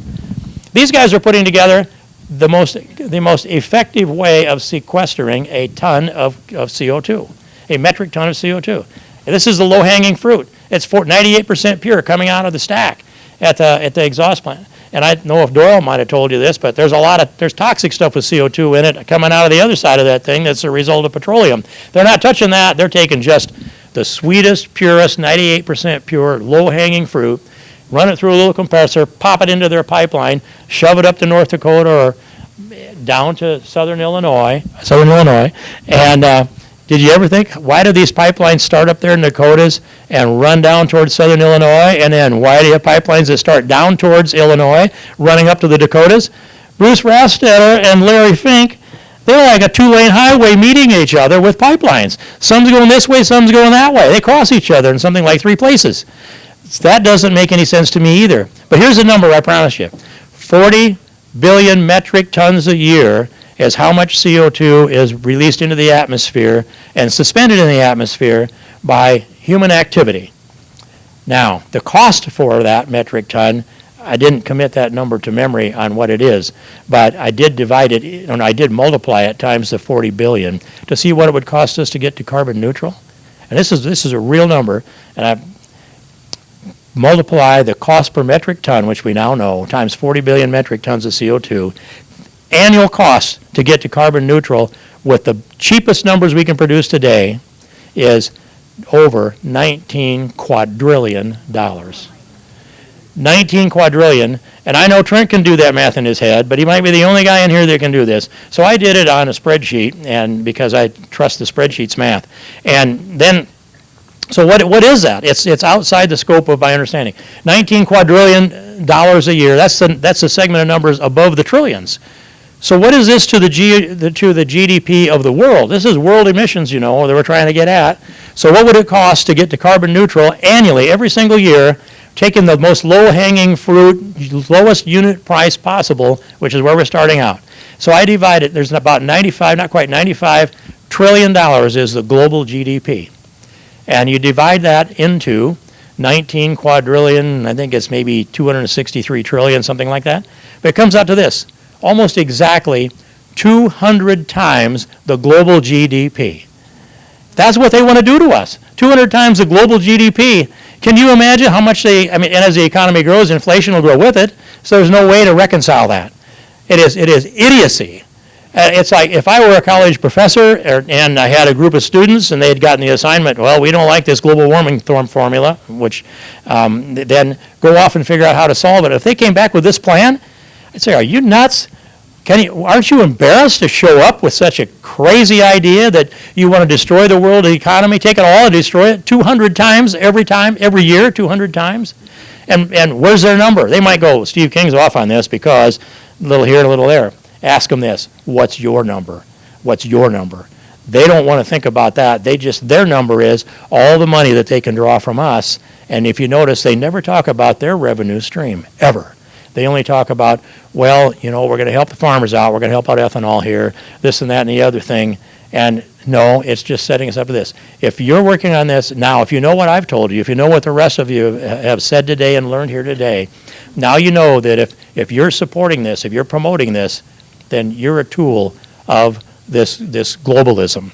You're a tool of the World Economic Forum if you're supporting this and promoting this, and they mean to take away all of your freedom, your individual freedom. They mean to take the economy and manage it for them. They want you to be a serf, that you'll own nothing and you'll be happy. That's what we're faced with, so that we need to be mobilized, and I'll do all things I can. So I'm encouraged to see and hear all of you here and know the level of commitment that you are. And hopefully I can be continuing to network with each of you. And the most, I'll say the person behind the scenes is, her name has to be said, and that's Tammy Kobza. If you haven't met Tammy, she just is a driving force for freedom. And she has stepped back outside of the limelight. Where is she now? Okay, well, she's probably, Tammy, would you please take a bow? You have way too much work to hang around in the back corner. Yes, yes.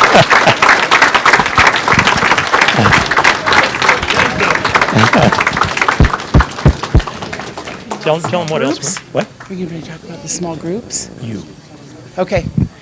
You know, I'm with the John Birch Society, so we always wear people out with task, and that's why we're glad we have you here today. I want to just tell you, there's information people need to understand.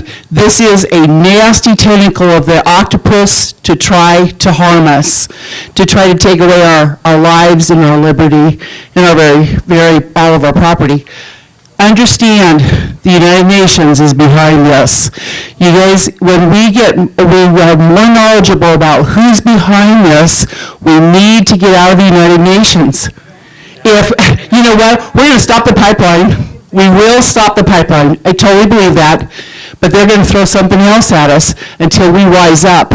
Like, how many in here believe CO2 is dangerous? Yeah, we need it to grow. It's the gas of life. CO2 is not dangerous. Highly pressurized CO2 is very dangerous. CO2 is the gas of life. We need to take on these environmental people that say we need to do the carbon footprint. When you read that Inflation Reduction Act, it's to reduce your carbon footprint. These people need to be laughed off the face of the earth, and they need to be held accountable. And that's where you come in. Please, I plead with you, we're going to have some small group meetings of planning. We want to make sure that people know what to do with this intervention. We want to make sure we have that sheet of paper where you go back and you take your work to the counties, local. All politics is local. And we need to do that. We've got great county supervisors here that know that. Yes, come on up, Steve. So anyway, please hang around, go get something to drink or whatever, and then come back. We're going to have small groups that are going to be working together. Take some of this information that is out on my JBS table, and you can join us September 8th and 9th at a conference, a leadership conference, where the pipeline is going to be front and center as well as other things. So thank you guys. Yeah, oh yes, and please get the signs out. They're not very good, just sitting in garages. So thank you. Tammy, can you give us some direction about the small groups? You bet. Come back in 15, 20 minutes, and we're going to have a group where we want, if you're interested in being part of the county leadership, go over in this corner. If you are interested in how eminent domain works, we've got 2 farmers that are going to explain the process. Go back there. Then if you have interest in, what was the other one that we wanted to do about? The litigation and constitution, Congressman King and Anna will hang around, go over in that corner. That's as basic as I can get it for you. So, God bless you guys. We love it that you all turned out. Thank you. Matt, we're going to have a closing prayer. Yes, and where'd he go? to say something. Okay. Yeah, I'd just like to say thank you. My name's Steve Kenkel. I'm County Supervisor, Shelby County. There's nobody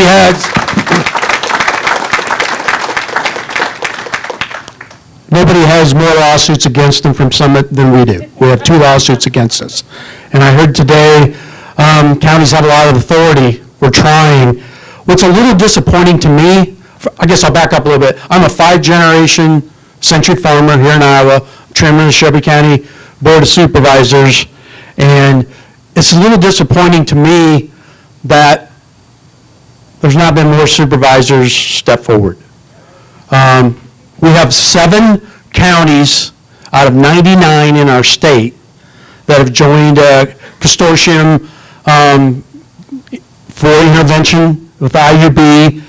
They are Shelby County, Wright County, Floyd County, Kossuth County, Emmett County, Woodbury County, and Dickinson. They're on their own, but they are part of the intervention. But why isn't there more? I mean, when we run to be supervisor, we take an oath. I'm going to read you that oath. The county supervisor's duty is to protect and preserve the rights, the privileges, and the property of the county or its residents, and to preserve and improve the peace, safety, health, welfare, comfort, and convenience of its residents.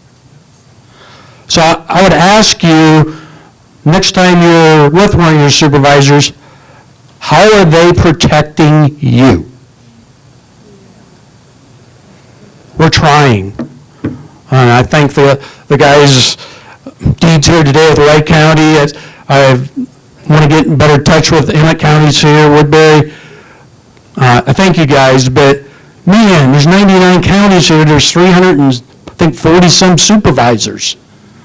This isn't rocket scientist. I'm all for property rights. That's really what it comes down to for me. So. Where's your lawsuits at right now? Crickets. What I mean, what are they scheduled or? Yeah, the main lawsuit against our ordinance, we passed the first ordinance in the state, and actually our ordinance, I've heard from 4 states that have adopted to our ordinance to some degree. Our lawsuit is scheduled for the 16th and 17th in federal district court of January. You know, so if Summit gets their permit, I guess if they move forward, they're taking a big risk.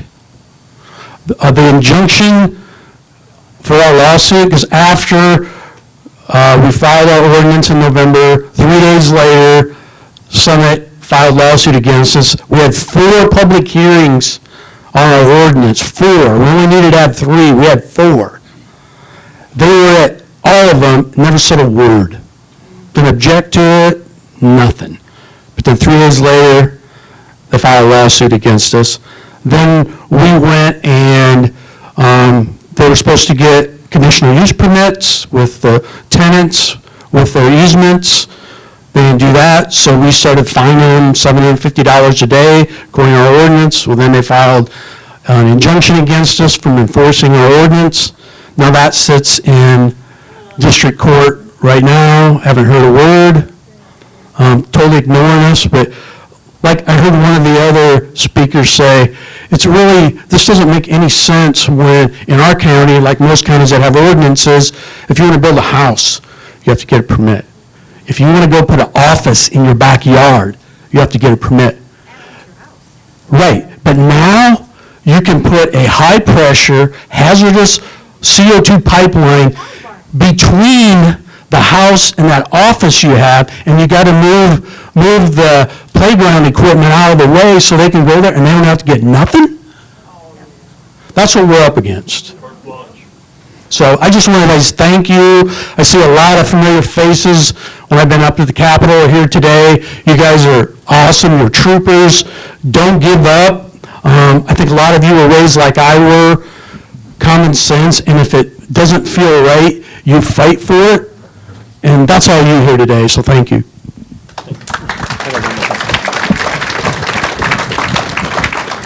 Thanks. I want you to know that I've been to Steve's house, and he cares about history, the history of agriculture, as much as anybody I know. He should have it should be a museum for the state of Iowa. And but I wanted to add one thing we didn't get said here, and that is, as an intervener, you've got these forms now to fill. And Kathy said that she will take them in hand and deliver those on Monday in time, before 3:30 the deadline, you told me, in the afternoon. And what I wanted to remind is that I believe Anna understands, maybe even knows, the electronic connection, so you can electronically file.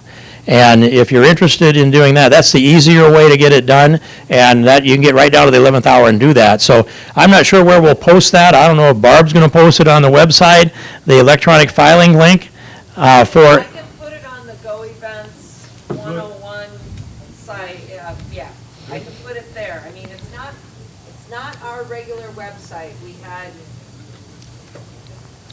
We had problems with that. Okay. So, we're using me. Emma Schmidt back there has a link too, I think. Okay, well, both things. I mean, it's one thing to pass a link around to people like that, but if Barb puts it on our Go Events 101 website, then that's like, you can go there and find it if you can't connect with somebody in here. I want to make sure that's right, because that might multiply these filings, and we might as well just bury them in every one of these interveners in case we can. If there's 500 interveners that come in, great. We get to keep our property rights longer, and we're going to win in the end. Barb? So when you go to my site, you'll see the little picture I showed you. Click to register, and then where the big flyer is there, I'll put the link in there. Okay? It'll probably it'll be right around above or below that flyer where I can find room. Okay? That's- Above and below. Okay, above and below. Okay. Thanks, Barb. And for me, I just, again, thank you to all of you. I'm energized by all of this. I'm going to stand in here and fight this thing right on out. And also, I'm in contact with foundations that will take this litigation to the Supreme Court.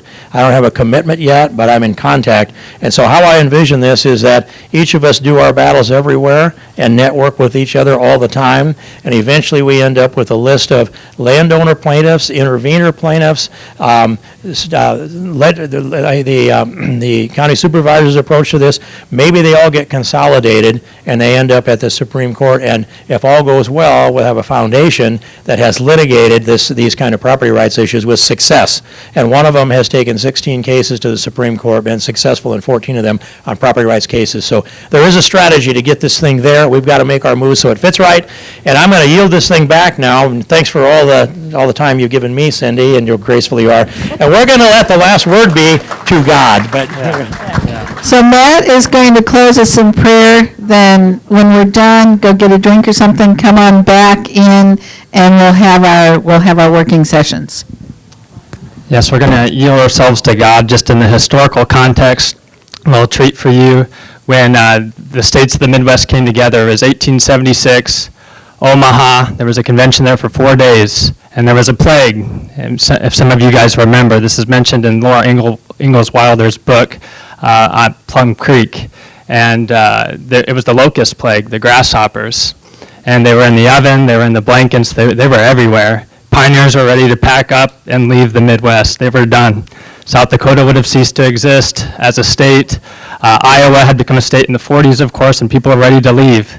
And it was actually the Minnesota Presbytery. This whole area was Wisconsin territory, Minnesota territory, Iowa territory, and then they split up. But we all have a common heritage. I'm from South Dakota and a teammate with Tammy and on the JBS team.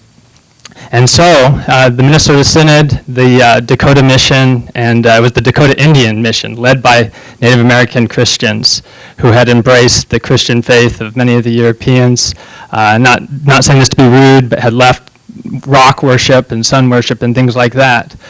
So we brought many blessings to these dear souls. And they asked these governors of Iowa and Minnesota and Nebraska and Missouri, etc., to call on the people to fast and to pray. And I'm going to read a little bit from that resolution that they made. And when they did that, it was the Rocky Mountain grasshoppers, and from the research that I have done shortly thereafter, those grasshoppers went extinct. Now, we ought to yield ourselves to God and to appeal to heaven. You remember the flag, the tree? George Washington's flag, right? And they were a different generation. I'll share just this, just to give you an idea of what kind of a generation they were before I read this resolution. They were so concerned with offending God. This is what George Washington had to say. August 3rd, 1776. The general is sorry to be informed that the foolish and wicked practice of profane cursing and swearing, a vice hitherto little known in our army, is growing into fashion. He hopes that the officers will, by example as well as influence, endeavor to check it, that both they and the men will reflect that we can have little hope of the blessing of heaven on our army if we insult it by our impiety and our folly. Added to this, it is a vice so mean and low without any temptation that every man of sense and character detests and despises it. And anyone who knows the founding of America knows it was a miracle we existed. But we ought to, let me tell you this, currency with God is righteousness. God values righteousness.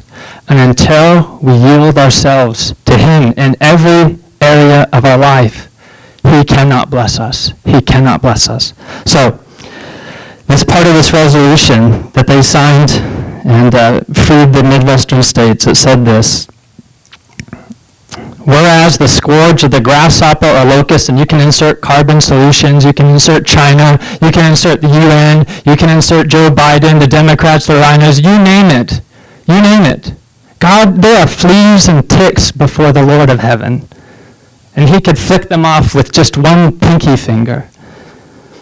Whereas the scourge of the grasshopper, the locust, has become so alarming during the last few years as to seriously threaten the prosperity of many of the states and territories, and whereas they have appeared in many localities in such force as to utterly defy the ingenuity of man, right? You have the agencies against you. You have all the money of trillionaires and billionaires against you. You have everything against you and us, right? Everything. You have no chance. We have no chance. Your children will be enslaved without God, right?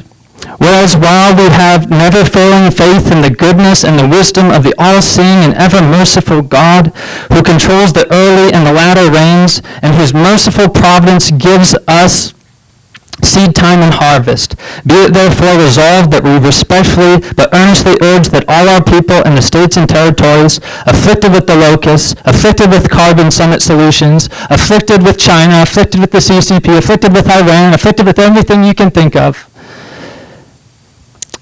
all the we urge that all the denominations and sects offer up special prayers in their respective churches for deliverance from this great enemy, whereupon the same was adopted, and as they said, the rest is history. So, dear Lord, we come before you as God of heaven, and I'm going to go through the Ten Commandments. You shall have no other gods before you. You shall not make unto thee a graven image.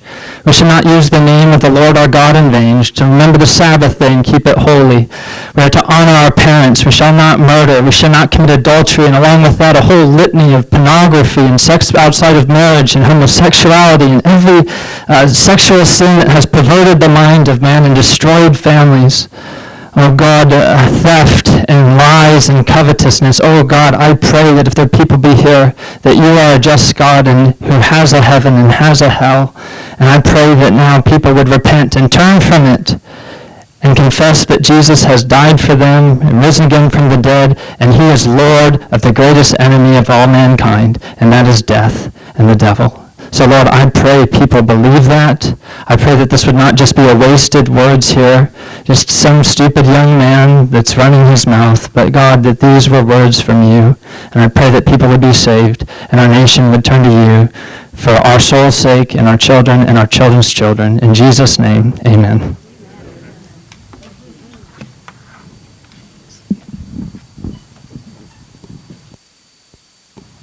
Thank you, everyone. We are done.